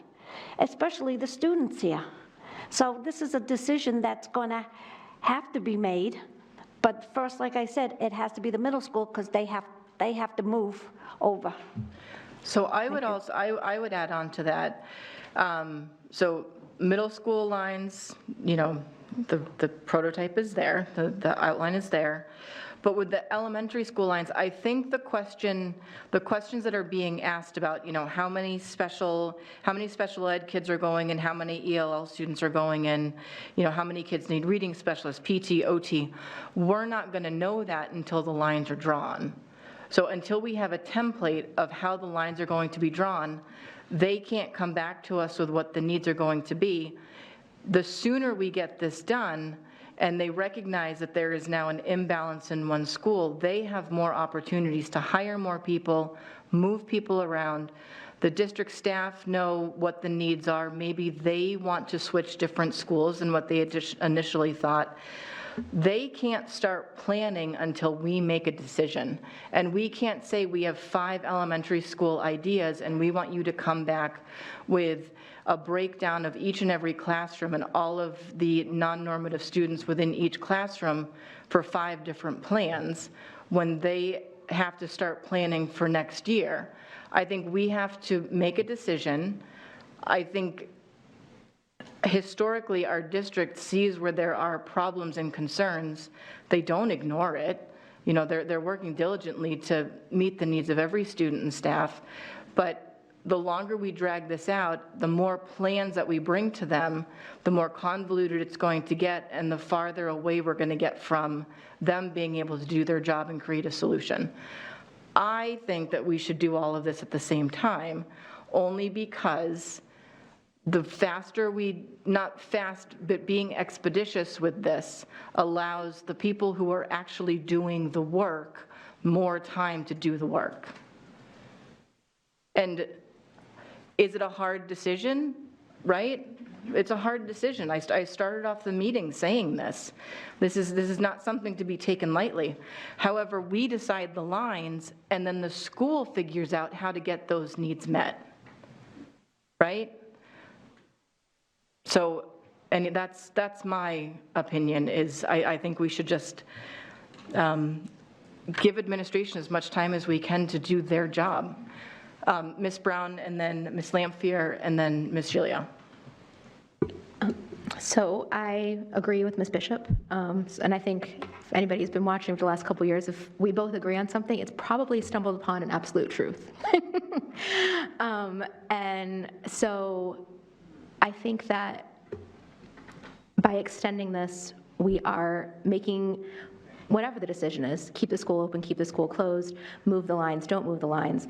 By kicking it out, you give less time to plan, you have less time to prepare, the costs continue to rise. And I think also you cause, by not making the decision soon, you're gonna have even more heartache in the community. And I think by, you know, we do the redistricting of the middle school now, and let's say 2 years from now we redistrict, not even due to closing a school. Maybe it's just because we've really, so honestly, let's look at the numbers in the schools. There's an inequity. We should be redrawing the lines regardless. And then everything moves. And, you know, my kids are kids that their elementary school splits for middle school, and then they split again for high school. And I have experienced multiple times the loss of friends and those kind of things. They move on, it's good, but it's fine. But it's still, to have to do multiple transitions multiple times is really not ideal. If we can do this all at once, as hard as it's going to be, it's not going to be an easy decision. We should get it done. In regards to the motion on the floor, I'd prefer to vote sooner than later. I'm going to support the amendment because I do think we need a deadline. I don't think we should leave it open indefinitely. I have faith in the administration that they can get our questions answered, because I think They seem as passionate as everyone around this table to make the right decision and make it a timely decision. And I think by just leaving it open-ended and saying maybe we'll deal with it in the future would be irresponsible. So I'll support the amendment. I'm going to vote against separating them two entirely because I think they are related. Ms. Lamfair? Okay, so I believe it was at our last board meeting that we discussed not making important decisions over the summer, and I think that still stands. So I don't think that we should bring this up 30 days from now. I don't think we should bring it up in July. I think the very soonest it could be brought up again would be September, just to be fair. You know, we don't want to make big decisions over the summer when people are on vacation and the people of Nashua aren't really, you know, hopefully paying too much attention to school board meetings. And I think that there's no bigger decision than redistricting the elementary schools. So I just feel like that I could definitely not vote no on this amendment, but I might be willing to vote no on one that pushed it out a little bit further. I mean, I would be willing to vote yes on one that pushed it out a little bit further. So thanks. Ms. Gilio, then Ms. Johnson, then Ms. Brown. Out of fairness to our administration, I just want to ask, how difficult is it to get that kind of detail about the students at each school, at least in each grade level, if not in each class, in terms of what they need for ELL support, what they need if they have IEPs, 504s, speech and language? Is that, like, when we look at these numbers, we don't have that here, you know? Does our data person have some magic wand to wave and create that information so that if we're looking at taking, 40 students from one school and moving them to another, we know exactly what the needs of those students are and what the needs of the students in the school and the grade they're going into are? Is that like a big deal? Is it impossible? Or? So what's hard is how many different scenarios you want us to look at. And so, like, if we're looking at 4 or 5 different scenarios, like, we know this profile of the students, but if you're saying what school they go in and the sending and the receiving school for 3 or 4 different scenarios, that just takes time. But we do have profiles of students, and we can break it down. So it's, well, for me at least, it would help to just see that profile now. Yeah. Because then I can look at, okay, so we're moving so many, then I can look. And if it seems like one school, really has heavy responsibilities for a certain population and another school doesn't, then that's going to affect where I feel we should move the students. So we'll be able to break it down. But it's just, again, the more scenarios, just the longer it takes. Yeah, if we can start where we are now and just looking at our students that exist now in the schools they're in, I think that would be really helpful, at least for me. So, thank you. So you would like the breakdown of students current for all of the needs across the board for elementary. How many scenarios do you want them to come up with for district lines? I don't need that. Once I see what we have at the schools we already have, I can look at the 2 proposals and figure out part of that, so that we don't have, so not placing heavy needs on one school and not as many on another. We just agreed to hire 2 more people to help with special ed. I think we need to make sure that our kids are getting what they need. And I don't want you to do 3 different scenarios because that for me, that doesn't make sense. But if we knew what we were looking at right now, and we have these maps and we have these proposals, then we can I could make a more intelligent decision about how I felt about the proposals for the elementary school redistricting. So how about, because some of the elementary school lines shift to match the middle school changes. Really, the schools that are absorbing other students are going to be the ones who are taking on the Mount Pleasant students if it's decided that Mount Pleasant closes.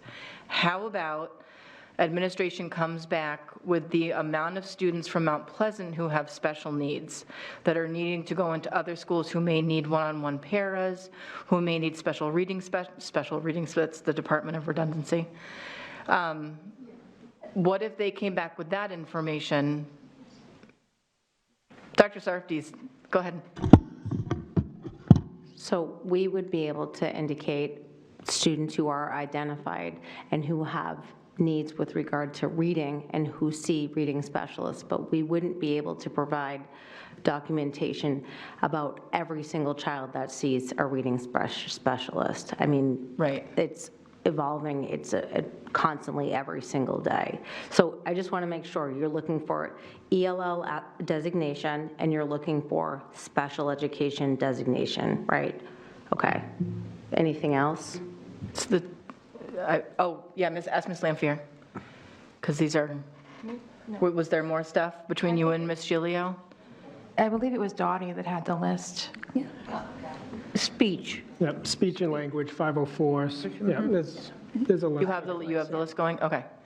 I just want to make sure that we're all on the same page with what information to be expecting. And then once we shore up that list, I want to make sure that administration feels that they can provide that information in this time frame. So I want to be realistic. Continue, Ms.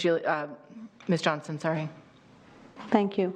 The thing is, the inevitable is coming. You can't keep pushing it out and pushing it out. It's not fair to parents, students, and the teachers in the district. So if the board decides, the majority of the board decides to close down Mount Pleasant, we need to give them that adequate amount of time and the administration to start their plans to move. I get it that you don't want to do it. I get it that you want to spread it out as long as you can. I get what's coming up in the fall, but you know what? You can't do this.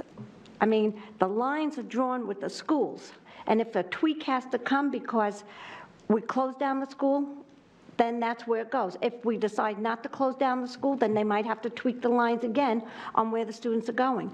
So I think 30 days, getting this information will give us a better understanding of the lines, of what we've asked for ELL, special ed, speech and language, and also the amount of repairs that has to be done in Mount Pleasant. And I keep saying this because there's a process here, and you can't impede the process. You have to just follow it.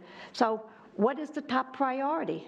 And to me, the top priority right now is that we have to move those kids to those middle schools. That's why we built those middle schools. The next thing, we take a look at the elementary schools, which is going to be the best fit for the community, for the students, everything.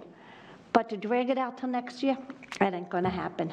That's not going to happen. You know, one way or the other. That's what we were elected for, to make the hard decisions.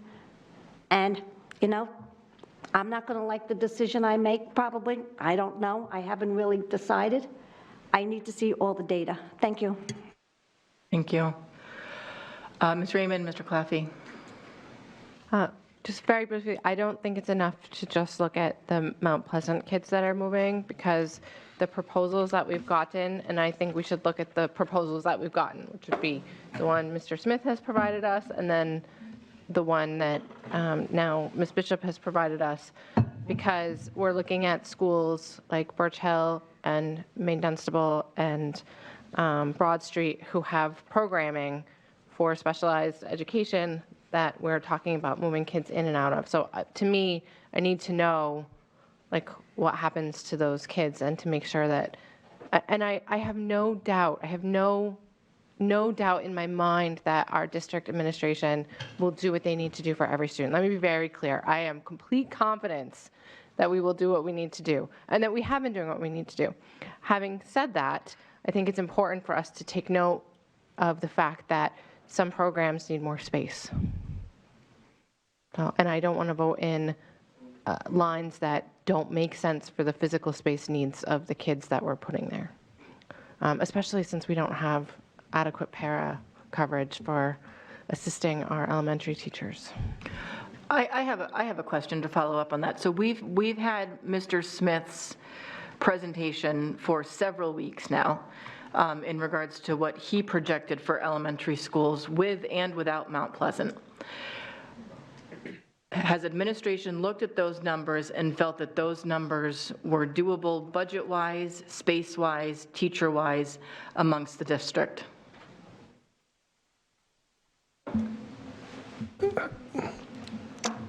I mean, we reviewed it. I think I just wanted to point where what's hard is that we don't know when you've worked with Mr. Smith, right? You move in lines that impact, like say you're moving 15, 20 students, like if you move a street. We don't know in that street, without going down house to house, if that student has an IEP or not, right? So we might move 40 students, and maybe those students have IEPs, maybe they don't. And so we'll be able to run it on best, on configurations and population, but, for us to go down every street and every student's address to say, now they're in Mount Pleasant or they're at Birch Hill or wherever they're moving, I think, we don't have that level of sophistication, or, Jonathan Foster, our data manager, is going to be pulling up every student, every kid's address, and then looking at on a map, which is impossible to do, right? So some of it is going to be kind of best guess and what's the configuration and population and what's the staffing. The one that's also difficult is that we have district-wide programs. So we'll look at like Amherst Street. Just because we have a classroom at Amherst Street doesn't necessarily mean that all those students who are going there live in the Amherst Street neighborhoods. And so again, we're just looking at that population on what's in there. So we don't know in 2 years from now if there's going to be a student in that classroom. It could be from the Sunset Heights neighborhood or somewhere else. So again, that's just, a percentage of the classroom, but to Ms. Raymond's point, we need the proper space. So when we looked at, what's the student population, and we're taking that into account, we're taking into account the space, but not the overall, percentage of the numbers or the numbers that go into the overall student enrollment, because there might be students from around the district who end up in a program at Amherst Street or Broad Street or somewhere else. So, but we'll do our best, what we can do with the numbers. I mean, we have our current configurations. If students are moving, we'll see what that does to the population. But, we may or may not know if that third grader on one street has an IEP who's moving from Dr. Crisp or Mount Pleasant to a different school. Right, so we won't get into that level of detail. I'm sorry, I thought somebody was like playing a video of rainstorms outside. I was completely confused. Mr. Claffey. Thank you. I had a couple of questions. Mr. Smith was asked at our first presentation if he had any numbers for the elementary ELL distribution. He said he would get those. And then later I was told that the steering committee, or whoever was in charge of redistricting at first, was not looking at many of the cohorts that you are asking for. So is that fair that Mr. Smith was told, we don't want to look at this, we don't want to look at this, we just want you to look at just a couple of variables? Is that? So at the elementary level or the middle school level? At the elementary level. So the elementary, the biggest priority was keeping the neighborhood schools, as opposed to at the middle school, it was balancing off free and reduced numbers, but at the elementary school was trying to keep the elementary lines, with the exception of the Title I schools. We did not want to create another Title I school, so the first priority was keeping the kids as close to a neighborhood school as possible. And that's what Mr. Smith's directive was. He wasn't asked to look at any of those things. Correct. So, yeah. I mean, parents have different priorities. Yeah. Teachers might have different priorities. But I think that now we're going back and saying we want you to get all this data. And I wanted to ask if the amendment, looking at our calendar and thinking about summer and who's available to get the information that we are asking for, we have a meeting on July 24th, which would be about 30 days from our, and then we have one August 22nd, 21st, and then September 5th. So I was going to ask if, can I ask Ms. Johnson a question directly? If the amendment could be changed to say the August 21st meeting or the September 5th meeting, because I just think that, I'm not sure that, to say we need this information by July, I'm assuming we're going to vote at our next meeting on middle school. Assuming that happens, They have until July 24th to get all this information, which I don't think they're going to be able to get a lot of anyway, just because you're going to knock on, it just sounds as if that would be very, very difficult to do, so. Can I answer him? I think July 24th meeting is long enough time to get that information to us. So I'm going to keep my amendment July 24th. If in fact something happens and they can't, they can tell us at the next meeting and we can extend it. But I think at this point in time, July 24th. I think it's fair to everybody. Thank you. So I'm going to go back and say that I still think that, I still want this done before school lets out so that everybody has ample, not ample time, but is here. I think doing things over the summer has always created some concern with people.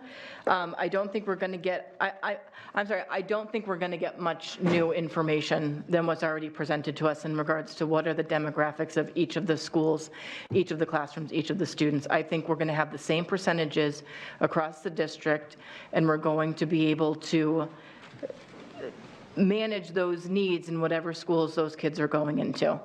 I don't think we're creating any new issues by moving the students around if we vote it out 2 or 3 months later. I think we're going to have the same issue, the same problems, the same amount of students, and the exact same need, whether we vote before school ends or if we vote over the summer. Ms. Brown. I agree. I think, and to kind of reiterate the superintendent's point, unless we're busing students to specific schools for intensive needs services, the special ed population is going to be constantly changing. It's not necessarily based on one demographic. You can ELL, those tend to have neighborhoods, but 504s, that's across the whole city distributed, and what could be a pocket in 1 2-year period may not be in the next 3-year period. That kind of, those needs move around. So I don't know if that's necessarily a good predictor. I think, yeah, should we prioritize flexibility in the district to make sure those needs are met all the time? Yeah, that's outside of the redistricting conversation. We have to be meeting the needs of all of our students. I think that right now is a time when the housing market is up there. I got a call from a teacher and parent this week. They were a district teacher and parent asking when we were going to get the decision made because they were deciding where they were going to buy their home. So I think that actually does affect people. I think these are, and the current families that are in the district, even if it's a small population, a small number of 5% of our families just get their middle school lines moved. Ultimately, those people deserve to have the information sooner than later. And the teachers do too. Who knows, maybe they want to change their mind about whether they want to work in their current school, work at a different school with whatever those demographics are changing. And I'm also going to say one thing that's not going to be popular. I don't want this, the further we push this out, it's an election year. I don't want this to be any kind of leverage. I want this team and this board to be held accountable for this enormous decision. I think it's important. So, there. Ms. Lampier? Can we move the question of the amendment now? I was just going to say that. So I'm not seeing, I feel we're starting to talk in circles now, so I'm going to call the vote on the amendment. On the amendment to say that the middle school and elementary school will be divided votes, with middle school happening in 2 weeks and the elementary school happening by the July 24th meeting. Right? That's what we said? Yes, I want a roll call. Yep. So for that, we're voting on the amendment. So on the amendment, will you do roll call, Ms. Lampier? I'm sorry, this is on Just the Johnson's amendment. amendment? Yep. Yeah. Okay, so Ms. Darling left at 7:20. So the first name was Ms. Raymond. Yes. Mr. Claffey. No. Ms. Brown. Yes. Ms. Oden. Yes. I'm a no. And Ms. Johnson. Yes. Ms. Bishop, No. and Ms. Gilio. Yes. Okay, thanks. That is it. The amendment passes 5-3. Okay. So now we go back to the original motion, which is to, what was your original motion, Ms. Lampier? My original motion was to separate the middle school and elementary school redistricting votes.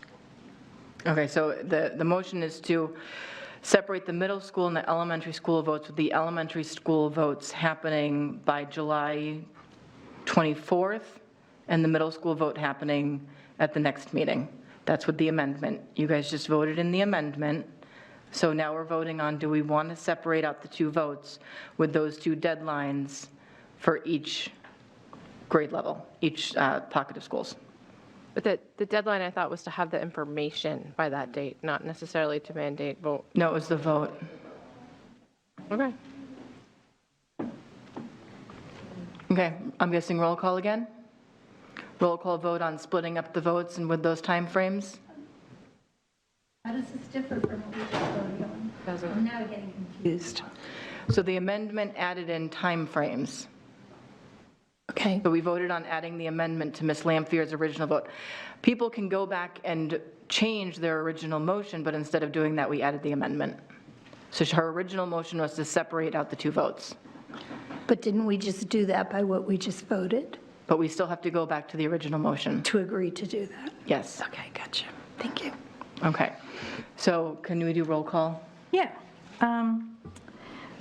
Ms. Raymond? Yes. All right, yes. Mr. Claffey? Yes. Ms. Brown? No. Ms. Oden? Yes. I'm a yes. Ms. Johnson? Yes. Ms. Bishop? No. And Ms. Gilio? Yes. Okay, thank you. That vote is,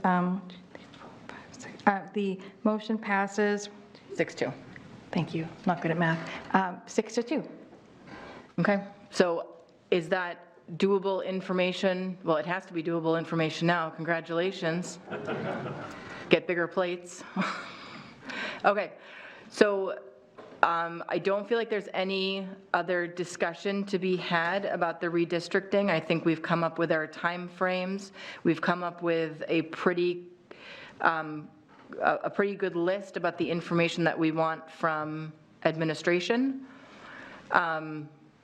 And then I guess if they present information that we don't like, I don't know how we're supposed to be coming back and creating new lines within the time frame that we just created, but that's just the, okay. So I think we're up to second public comment now. New business. Okay, I'll give the floor back to Dr. Andrade. Yeah, so this evening, I just want to bring a recommendation to accept the Leading in Literacy grant in the amount of $300,000, $25,000 per elementary school for elementary literacy, and you have a memo in your packet explaining the breakdown.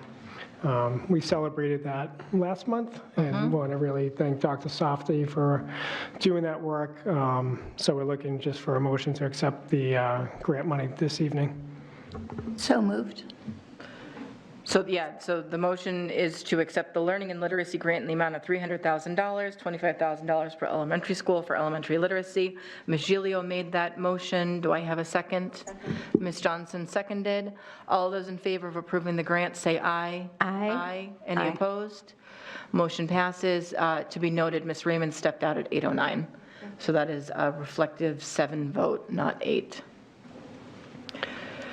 So I'd like to make a recommendation to accept the Nashua Education Foundation Spring 2023 grants, grant allotments, and you see the breakdown of the awardees in your packet. And just really want to thank the partnership and the generosity of the new Nashua Ed Foundation in supporting our educators.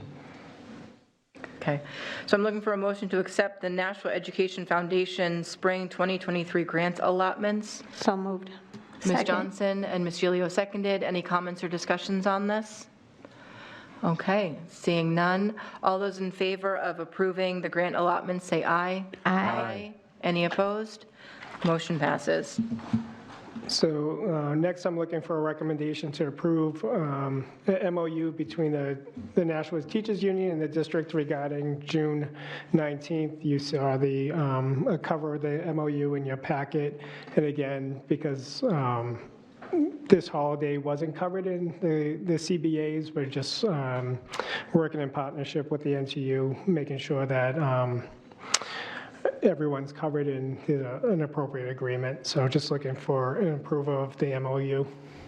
Okay, so I'm looking for a motion to approve the MOU between the Nashua Teachers Union and the district regarding June 19th. So moved. I got a question. Ms. Gilio, oh, can I get a second first? I'm sorry, who seconded? Ms. Oden seconded. Ms. Johnson now has a question, and Ms. Brown has a question. Yeah, I'm looking at the schedule. How come some secretaries have to work a normal day, or that if they don't, they'll be eligible to use this personal sick vacation times, and some other employees just get it off? Why is that? So it depends on what their current work schedule is. So, I mean, I just look for more specifics from that. So there's, depending on their work year, and some secretaries are also 12 months. So I don't know what the specific question that you're aiming for, but because we have so many, like Schedule 1, Schedule 2, Schedule 3, or... This is all what's in the contract? Yes. So some people have to work the full year, don't get holidays, and some people do? Yeah. Or Okay. they have to use a summer day and that aspect of it. That's not right. Anyway. Okay, Ms. Brown? Did you have a question? Okay, sorry. Okay, any other comments or questions? Okay, so on the motion to accept the MOU, all those in favor say aye. Aye. Any opposed? Motion passes. And the last recommendation that I'm looking for tonight is just to acknowledge the letter that I sent to you identifying the library media certification as a critical shortage area. It's just a process that we have to take with the Board of Education before we hire somebody without a certification, that we notify the BOE that this is a hard-to-fill position. So we're just looking for your acknowledgement and approval that we're identifying the library media area as a critical shortage area. That doesn't need a motion, right? Just acknowledgement? Okay. Ms. Lampier? What does it do if we agree that it's a critical shortage area? So it just gives us more flexibility on how we hire, and then in what pathway that we might have as an educator to obtain a full certification. It just gives us much more flexibility. Does it have to be approved by the Department of Education as well, or just us? Yep, so when we put in if we hire an educator, then we'll put in a plan for the SOE to obtain certification. For the record, Ms. Raymond stepped back in at 8:15. Ms. Gilio? Yeah, I have a question. Because we already have a number of library media specialists who are certified under Alt 4, more than half, according to this. And so we've been hiring them for several years now. Why all of a sudden do we need this public statement that we have a shortage and we're hiring people from a different certification than a master's degree in library science? Yeah, I don't know what happened in the past, but this is one that if it hasn't been identified in the past, we wanted to make sure that we're recognizing this is a critical shortage area. Yep. Okay, thank you. And then the last item on the new business is, I believe. That's mine. Yeah. So we had spoken before about the non-public meeting minutes review, which are supposed to be reviewed. They just have to be reviewed within a 10-year time frame to see if they need to be unsealed.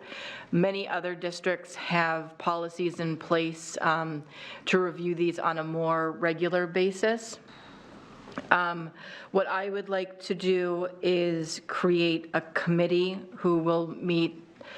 However, I spoke with NHSBA, who said that because there is a law coming down that's possibly going to pass, most likely going to pass, that they are going to be amending their already written policies in regards to the creation of these committees and the roles and responsibilities of these committees. So what I would like to do is see who wants to be on this committee, and then once the policy comes down from NHSBA, it can go to be reviewed at policy and be kicked into one of our normal policies, and then you guys actually have a guide to work off of. So it's just who wants to be on this committee to review. Okay, Ms. Gilio? Ms. Raymond? Well, I was just going to say, I seem to recall that people had already talked. People had volunteered, but now we're voting it in. Oh. Okay. Well, then I guess I would move that we vote in the people who volunteered at the last meeting. I just didn't remember who that was. Could I ask, I volunteered earlier, but can I ask are there major changes to what the responsibilities of this committee are going to be before I commit? So essentially what it is there is a list of, there's a list of the non-public meetings that have happened, and Ms. Kinsella keeps them in a PowerPoint. What's coming down is you can just do, you can review them individually, because obviously there are certain things that we would have to keep sealed because they have to do with, the reputation of people, not board members. But really what would become unsealed are the minutes to negotiations, whether it be contract negotiations or like building, buying, those kind of contracts. So those are the ones that typically become unsealed after the contracts have gone through. The minutes that we would seal today, we would keep sealed even if it was 10 years ago. So really what you're doing is you're going to be pulling up this list that is being kept, and you would review the paper minutes that we have, or there was a period of time where we were doing all of our non-publics and they were still recorded. So you have to listen to the whole recording, or just the paper copy if we were keeping just the paper copy. And then you decide as a committee, this needs to stay sealed, this needs to stay sealed. This one is no longer relevant, it becomes unsealed. So you would be reviewing those as a committee. You would come up with kind of like how we do policy. Do we want to pull the oldest in review? Do we want to take an old one and a new one and review it? But that's something that that committee will come up with on their own.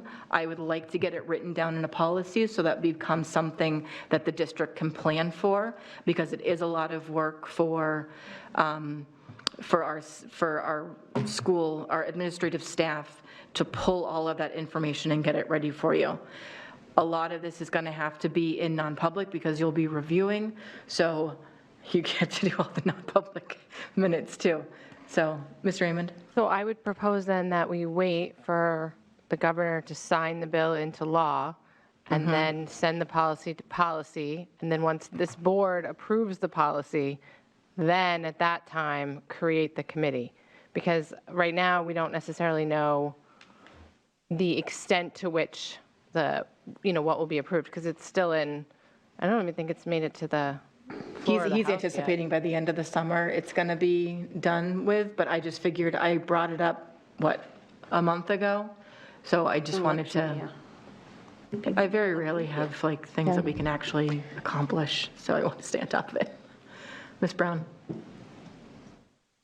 If we could get a jump on things and get some of the labor done, if we knock it out when there's not a lot of other intensive labor going on during the summer, a lot of other board meetings, because honestly, they're going to be mostly non-public meetings while in those discussions anyway, so we don't have to worry about, having it filmed and all that kind of stuff.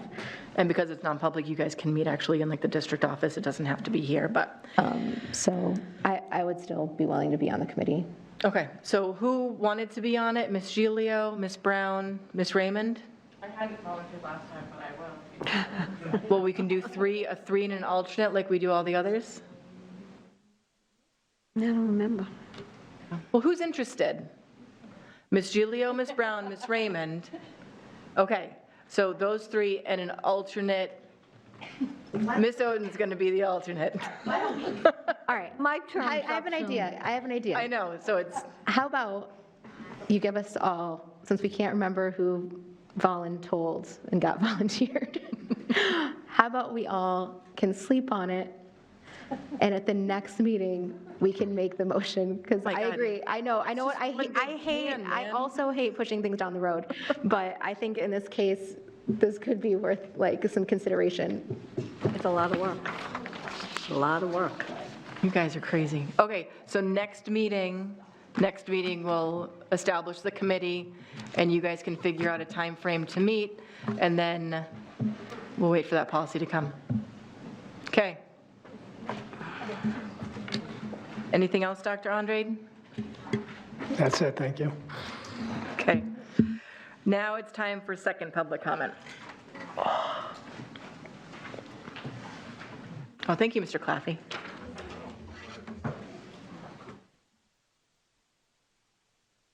Okay.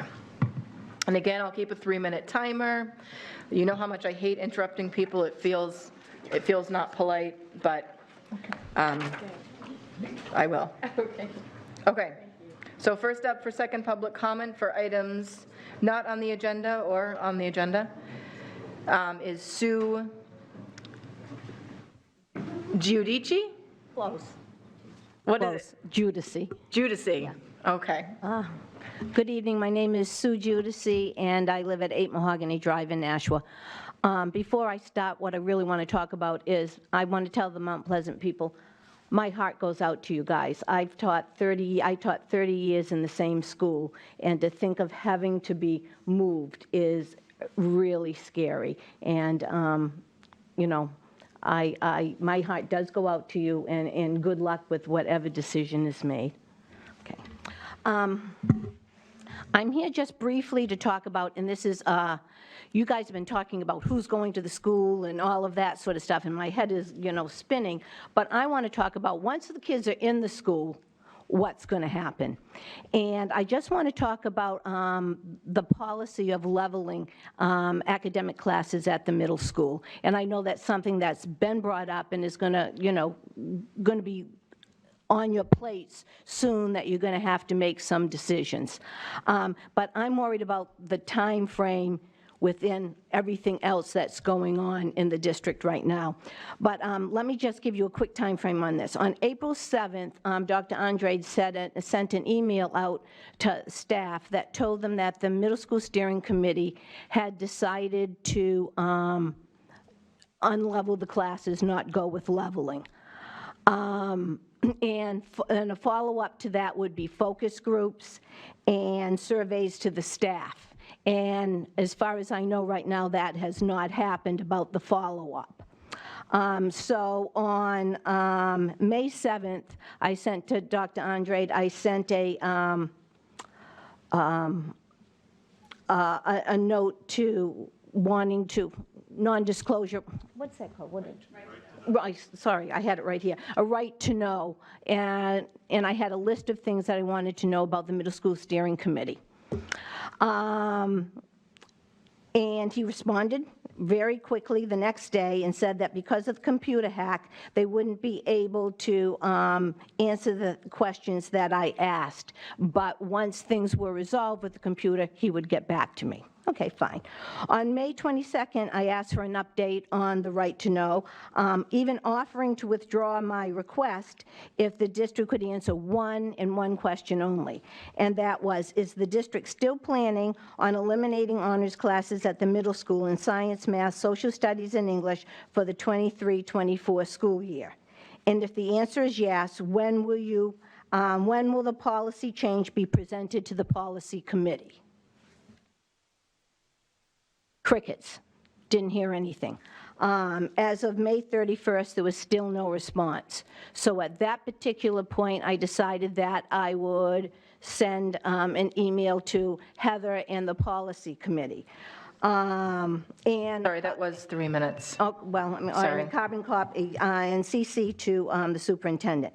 Mrs. Raymond, you responded with a very lengthy and informative email about the process. So my point is, with everything that is going on, and in order to go from leveled classes to unleveled classes in the academic areas, you have to have an infrastructure. And I don't see any infrastructure being built. If I'm going to have honors, middle level, foundation level kids in one class, and I was a science teacher, if I was going to have that, I would definitely need a para in every class, every period, because I can't be doing this over here, and I've got a class of maybe 22 kids, middle school kids. And people that are making decisions sometimes haven't been in that classroom for a while. So I'm just asking that you don't change any of this policy in the summer. I know Ms. Brown had asked that no major policies be brought up at that time, and that this be talked about this coming year. But to make a decision for this to go in next year, meaning in a couple of months, to me is kind of ludicrous, not well thought out, and will probably fail. Okay, Thank you. Okay, Deborah Wall.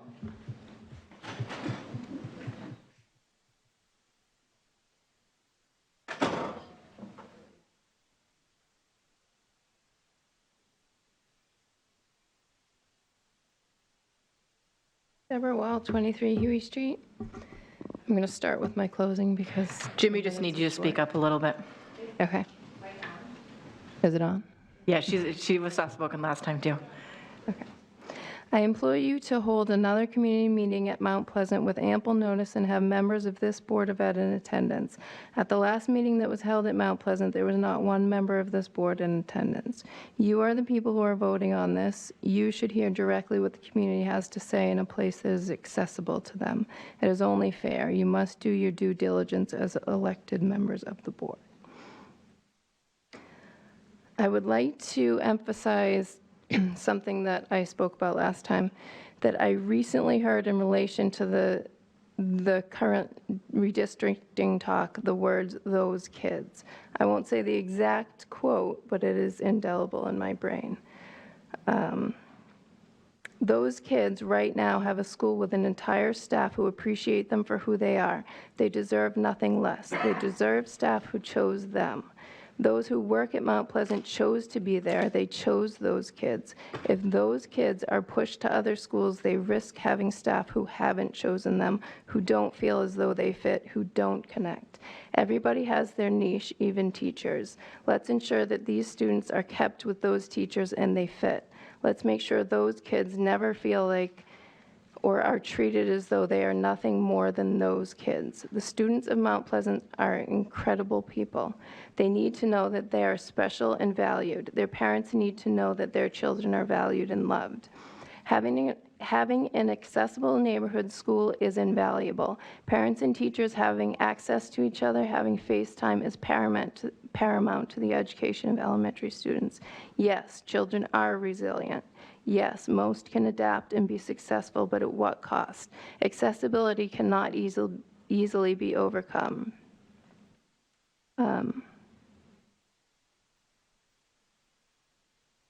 So there are new buildings going up everywhere in Nashua. In my neighborhood across from Amherst Street School, there are new units going in over the next few years. These are being marketed to families or young couples planning families. They do meet the city definition of affordable housing. So if Mount Pleasant students are pushed into Amherst Street, where are those kids going to go? I'd like to also go back to these schools having so much extra room, which was brought up last meeting. 24 to 25 students per elementary classroom is not feasible. It is especially not feasible while the district cannot fulfill staff vacancies. It is especially not feasible if you are looking at special ed students for redistricting and basing the plan on free and reduced lunch numbers. Classrooms are needed for things other than full classes. Classrooms are needed for intensive needs student. As Mrs. Odin pointed out, there can be a classroom with 7 students, but in actuality, there can be 15+ people in the room, not to mention equipment or cool-down space. There are rooms needed for small groups, reading specialists, math interventionists, speech, OT, PT, equipment, and guidance psychologists. These schools cannot be packed to the brim. Ms. Wall, just to let you know, that was 3 minutes. I'm trying to get my big points. So please have a meeting at Mount Pleasant. Thank you. Those families deserve it. Thank you. Thank you. Adam Marcoux?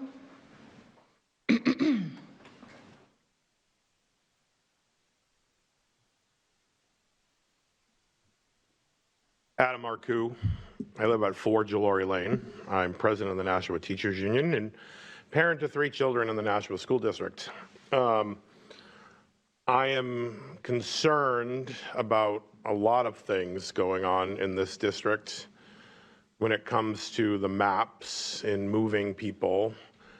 And as it was finally said by a board member, they aren't just data points, which I used to argue with a former superintendent about, but they're actual people that come with families and other things that we may not be able to account for.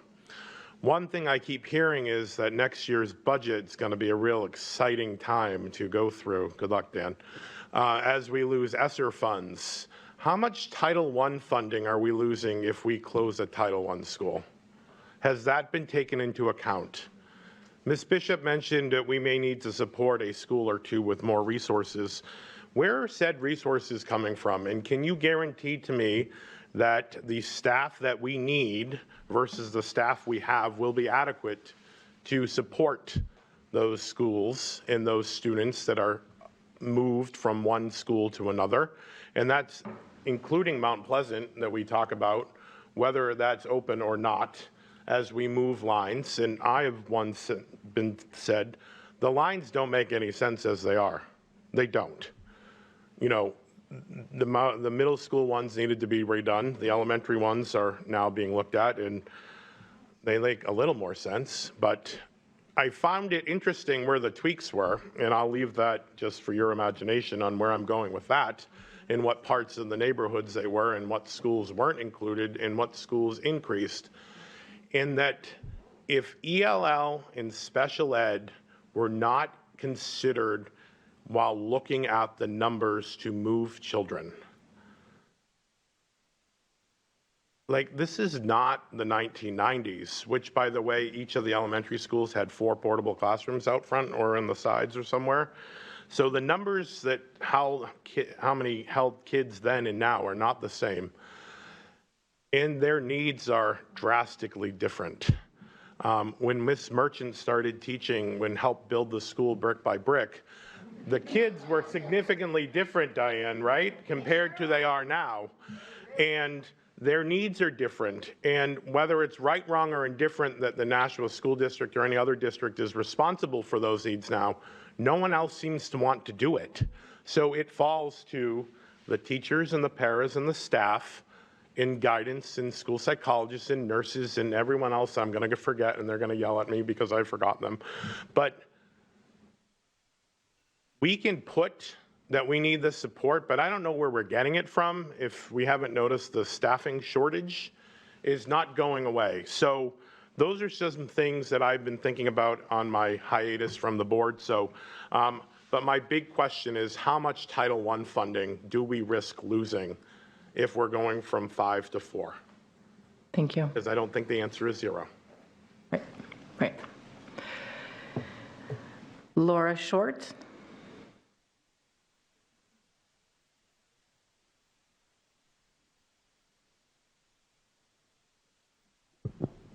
Hence the short.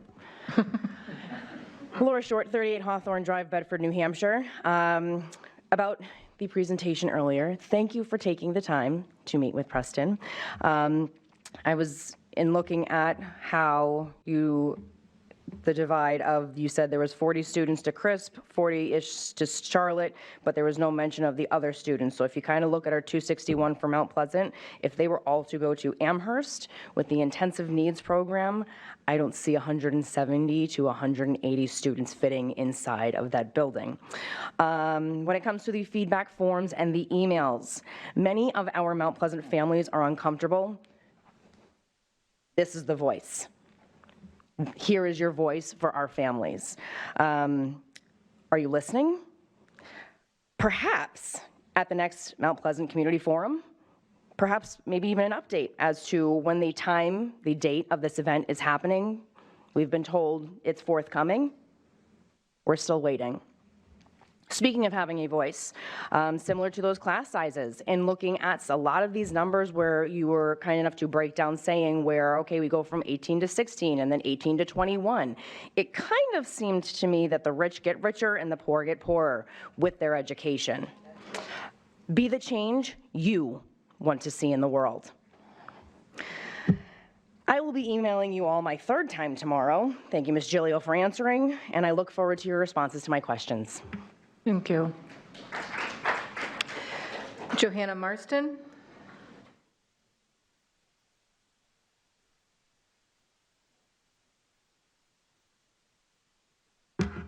Good evening. I'm Johanna Marston. I teach at Mount Pleasant, but I live 364 Orange Street, Manchester, New Hampshire. I was planning on speaking again tonight, but I keep finding myself compelled to talk about things that are happening in the room and things that are happening in our building and in the district in general. So respectfully, I would first like to comment on Ms. Bishop's presentation. There is no readiness program in the district, and nor has there been in 20 years. No, I know, I was going after the contracted numbers. Okay. The variance in your presentation for enrolled students at CRISP to the capacity is a difference of 11 students. Enrollment being at 430 students in that scenario to the start of the year could jump to the capacity number to 441 in less than a week. We get new students all of the time. Last year, I was lucky enough to be the third grade teacher that had the largest ELL population. I got several newcomers after the start of the year. It changes your instruction, it changes your makeup of your lessons for the better. It offers so much more enrichment, but it changes. And these students matter just as much as the students we start the year with. What are your suggestions when those new super Title I schools that you're creating is over capacity? And we are doing crowd control versus effectively teaching our students like we want to do every day. So now class sizes. Again, we get new students all the time. The ratio at schools with the 18 to 1 or 20 to 1 are going to increase. I am curious, what is your biggest educational concern? Testing? A US News article says that low-income schools with a population of 12 to 15 students per class achieved higher test scores than their peers in classes of 21 to 25 students. Is your biggest concern social and emotional health? Research says that classes with fewer than 20 students have increased student participation, better communication with families, more individual attention, and fosters much closer relationships with their students, the classmates in their class, their peers. In fact, Executive Director of the educational organization Class Size Matters says that smaller class sizes lead to better student outcomes in every single way that can be measured. Finally, just a quick note about a very effective and widely used pedagogical practice in education, UBD, Understanding by Design. This model is based on the backwards design of instruction. This means we think about what our students, we think about the outcome that we want, which for us is what our students need to know, and we base our lessons and activities on how to best achieve this goal. If the district's goal was to make the new lines to more evenly and equally spread out class sizes at elementary level, with 12 schools to do this with, it is very obvious professionally that it would have been much more effective to tackle this goal first instead of completing middle school lines first and clearly showing elementary as a second thought not a priority. Ms. Marston, just to let you know, that was 3 minutes. Oh, okay, just one more part. Unfortunately, the elementary school work was stymied by the restrictions that were made by the middle school lines. This process has been carried out in the wrong order. This process will undoubtedly be spoken about as future BOE members sit in these same seats, in this same room, and we will all be wondering the same thing. Why did they make so many mistakes? Debbie Adasic? Yes. It's because the writing was clear. Well, we just know you. Yeah. It is nice. Debbie Adasic, 5 Teak Drive, Nashua, New Hampshire. I'm a para. I've been in the district 33 going on 34 years. I've seen a lot of changes. But the one thing that hasn't changed is the number of children who need help. Not in a sense of they're not being identified, but there's different titles for them now. And those children are behavior students, which are taking up a lot of my time every day. They're not on IEPs. I have IEP children that I don't get to see because I have to be a lunch monitor 3 times a week, sometimes 4 times a week. I'm not meeting that child's IEP. I have 8 IEP students on my log that I have to charge Medicaid for. Oh yeah, I get 30 minutes a week to put all that information in, but I'm not allowed to have a computer. I have to find some place with a computer that works, and now there are no computers for me to go use because of what we just went through. But I'm being harassed to get all that information in. The children are my priority, and I want you to stop and think. And I haven't heard much about the child. It breaks my heart that you are more worried about a time frame and getting this and getting that, but we don't have buses today, so what makes you think we're going to have more buses next year or in 2 years? We don't have enough paras today. Where are they coming from? We don't have lunch monitors. Where are they coming from? Crossing guards. Our school sits on Manchester Street. We have been without one of our crossing guards for weeks. Nobody seems to care the danger those children are under. We had an accident a month ago, right at a crosswalk. We were very fortunate a child was not in that crosswalk. You have to stop and think about these children. Stop thinking about, we gotta get this done now. It's about the child. How are we going to make it better for them, not worse? By putting them in classes that have 20 to 30 students in is not helping that child. I'm working with children, when I get the opportunity to work with them, that are 3 grades below their level. Next year, the DOJ has come in and told us how the teachers must teach their children on their schedule, not on our schedules, the ones that we know helps the child best. But somebody else from the outside who does not know what happens on the inside is making and calling the shots. It's time to talk to the people who are in the trenches and hear what really happens in our classes every day. Please, I beg you, don't make another quick decision that we're going to pay for the next 10 years or 20 years. Take your time and think about the child. Thank you. Donna Marie Vick.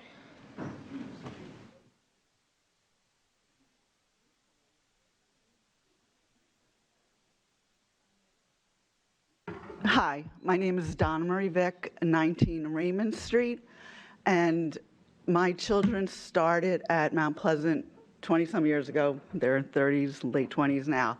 I've been there PTO, lunch monitoring. They took me back as a para. And I just want to say that right now, when I spoke at the forum at North, I really listened to the Broad Street, Birch Hill, those parents.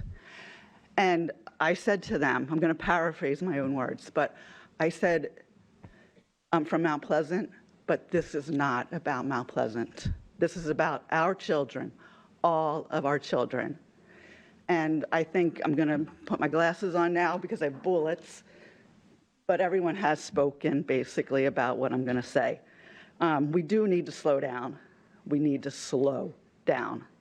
There is no hurry. We are doing an injustice to all our children right now if we move forward like this. I agree, go with the districting for the middle schools, but just stop and reevaluate the elementary schools. Take the time, and I know my staff, my coworkers, I said, just tell them to stop. Maybe give us a 5-year plan, like you're closing Mount Pleasant, but in that time, or a 3-year plan, doesn't have to be 5, but get us situated, get the schools, all the schools situated, get the staff situated, get the children situated, bullet, look at the SPED, look at ELL, look at the Title I loss of funding. We have a grant for a safe walking school, Lock Street, $1 million grant, I believe. We could use that grant for elementary, middle, and high school. They all need those sidewalks done. So it's not just about Mount Pleasant right now. We're still working for all the children to protect all our children. So I again say slow down. Again, the staffing, bus drivers, crossing guards. Let's focus on getting more schools trauma informed. Let's focus on that because I think moving the children around, we might need more staff with that. We need to stop putting Band-Aids on issues. And I do want to thank you all for your dedication and time. And this is going to sound, I don't want it to sound harsh, but however, I would not hold it against you if you slow down and pass your best effort and work on to the next board. That's it. Thank you. Okay. This brings us back to board member comments. We started off with this side earlier, so we'll start off with this side now. Ms. Gilio, board member comments. I think I've said enough tonight. I have no other comments. Ms. Oden. I want to thank all the people for coming.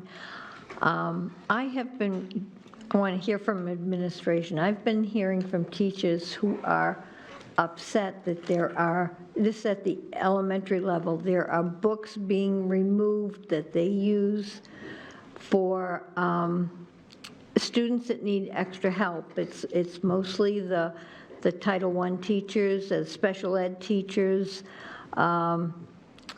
and they are upset because these books that they've been using successfully are going to be replaced with something that they're not familiar with at this point, and they feel, they keep talking about the LLI books. I'm not familiar with them. When I was teaching, they didn't have those, but they talk about the nonfiction books in the LLI library that are very, very well done and the kids enjoy. So if we could hear something about why we're taking books away from the teachers that have been successful, I'd appreciate just hearing the other side, because a lot of the teachers are very upset from what I hear, at not just one school, at various schools.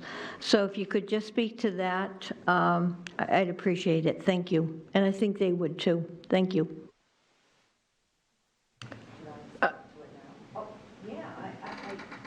Well, I was hoping possibly we can do a full presentation at the next month, but I mean, if Dr. Softy wants to go into a couple seconds, but I think it warrants much more time than a couple seconds to see. Well, I guess what I heard, they were told to send the books home with the children at the end of school, and the books will be gone if that happens.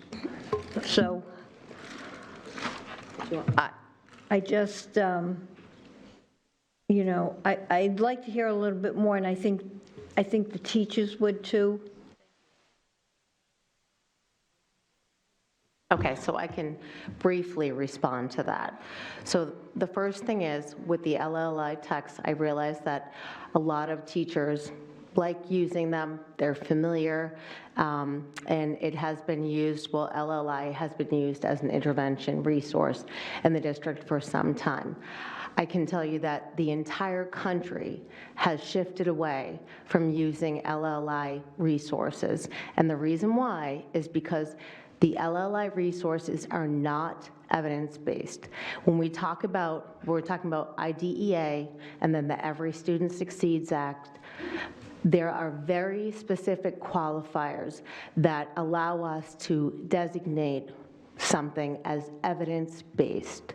LLI does not fit that criteria, does not fit those qualifiers.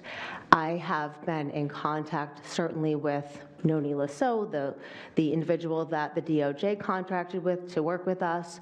I have also been in contact heavily with Kathleen McCaffrey, who is the lead ELA consultant from the New Hampshire Department of Education.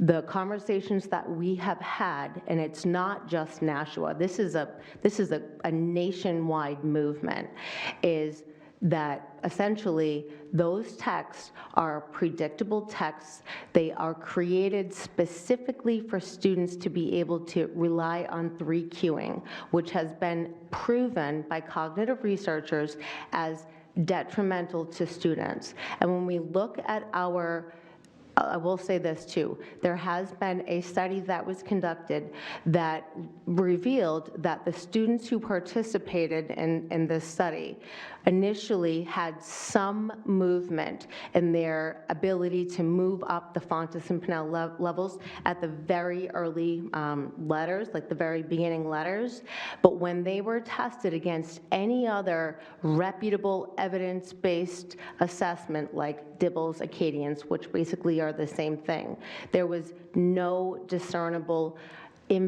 positive impact on reading comprehension whatsoever. This is not just a Nashua thing. This is a nationwide movement because we have students who cannot read. We have students who are in our middle schools who cannot read, and we need to rectify that by giving our teachers the highest quality evidence-based resources in their hands. And so that's something that I'm extremely committed to doing, but it's also the reason why Nashua received the highest Lean Into Literacy grant, $300,000. Nobody else in New Hampshire received that much money, and we have been in the press. I mean, Google us, Manchester, Nashua, Rochester, Londonderry. We're moving towards evidence-based practices and evidence-based resources, and it's what we need to be doing for our students. I realize people are upset, but I'll also say that if we have students who have needs that are outlined in their IEPs and they are requiring services specific to help them with their reading disability, if we are not using evidence-based resources, then we are violating federal law, because IDEA says we have to use evidence-based resources, and the state and the federal government do not recognize LLI as evidence-based resources. Thank you. I have one question. Can they keep, I know when I was teaching, I'd go to yard sales in every place and have a library that the kids could go and get books. And what I found, especially teaching first grade, once they started to be able to read on their own, what they liked to choose was nonfiction. Yeah. So what type of nonfiction books will this new program provide? So again, LLI is an intervention tool. It's not a core ELA curriculum. But with regard to the books that you're talking about, totally in favor of teachers creating topic-based or thematic-based book bins and having students choose. What we don't want to do is say, you know, to a student, Sharon, you can only read at a level K, and that's the bin that you can choose from. That is a practice that is harmful to children. We also do not encourage silent, sustained reading because we have, not saying that kids shouldn't be independently reading, but when you have a student who's a struggling reader, and then we have 15 minutes a day or 30 minutes a day where kids are supposed to be reading, it would be the same as if you gave me a book in Russian and I can't read Russian, and no matter how many times I sit on the carpet for 15 minutes a day, I'm still not going to be able to read Russian. What those kids need is explicit instruction, and we need skills-based groups versus guided reading groups. Maybe things have changed, but I always found students chose a book that they could read. Usually that was just it. They felt good about reading, but we want that. Thank you for your explanation. I appreciate that back and forth. Ms. Johnson? I'm so glad to hear this, because when my oldest children went to school, it was whole language. I don't know if anybody remembered whole language. What a nightmare that was. I don't know what the studies did on that, but, you know, when people come to this country, what do they learn? Phonics.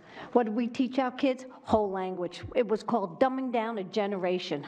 It was despicable, it was horrible, and that's how I got into a lot of the politics, was because I saw kids being taught whole language here. And talk about illiteracy, you know. It was disgusting, but I'm glad to hear that we have phonics and we're working with our students to get their reading levels and that they're doing good. That it's a great opportunity. But with that said, I'd like to thank everybody for the comments tonight. I'm glad that we're going to give it another 30 days. I don't want to rush, but like I said, the inevitable is coming. You're not going to be able to push it out 1, 2, 3, 4, 5 years. It's just not going to happen. So decisions are going to have to be made, and I'm hoping that by the end of July, we'll have enough information to make somewhat of an informed decision. Thank you. Ms. Brown? Thanks again for all the passionate teachers and people who have come out to speak on behalf of something that you obviously love in your community. Also, thank you to Dr. Sarfty for championing the science of reading in Nashua. I think the work you're doing in curriculum is really valuable district-wide. And I love the fact that there's so many teachers that are really invested in the program as well, and I support that. And actually, I've written down, before we got into this little robust back and forth here, to add LLI to our next curriculum meeting, but so we can either do that or we can do it in a full meeting, whatever you and Dr. Andre decide. And I want to bring it back to what we said at the beginning. When Dante was out, they did mention the South girls lacrosse team making the Final Four for the first time in a decade, or semifinals, Final Six. Yeah, I think it was semifinals and first time since 2007, I believe. Yeah, so it was awesome. And this particular group of girls, I'm proud of because I've been watching most of them since they were like 7 or 8 years old. So I'm like, it's pretty cool to see them soaring like they are. So congratulations. Ms. Lampier? Okay, so when we had the Mount Pleasant event, we were told that we shouldn't go because it wouldn't be a public meeting and it would violate the Right to Know Act. And we received a lot of letters, and since then we got a lot of requests to have a meeting at Mount Pleasant so that we can actually hear what people have to say.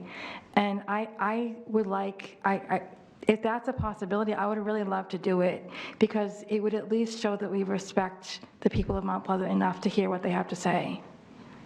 So I don't know if that's a possibility, but I hope that it can be. Mr. Claffey? Just want to thank the Nashua Education Foundation for their continued support of our students and teachers. Thank you. Ms. Raymond? Yeah, second that to the NEPs. They've been amazing, the National Education Foundation. But I also wanted to thank Dr. Sarfty for her explanation about the science of reading, because I think that this is something that we have the impetus from the DOJ settlement, but I think it's also good practice as I know we talk about how many changes our kids have gone through, but we have to sometimes change to grow and meet the needs of all of our students. And as our population has changed and our population's needs have changed, I'm really thankful to our teachers and our educators, especially at the very lowest grades, which I think sometimes can be the hardest. I'm sorry, middle school teachers. I know that your job is also extremely difficult.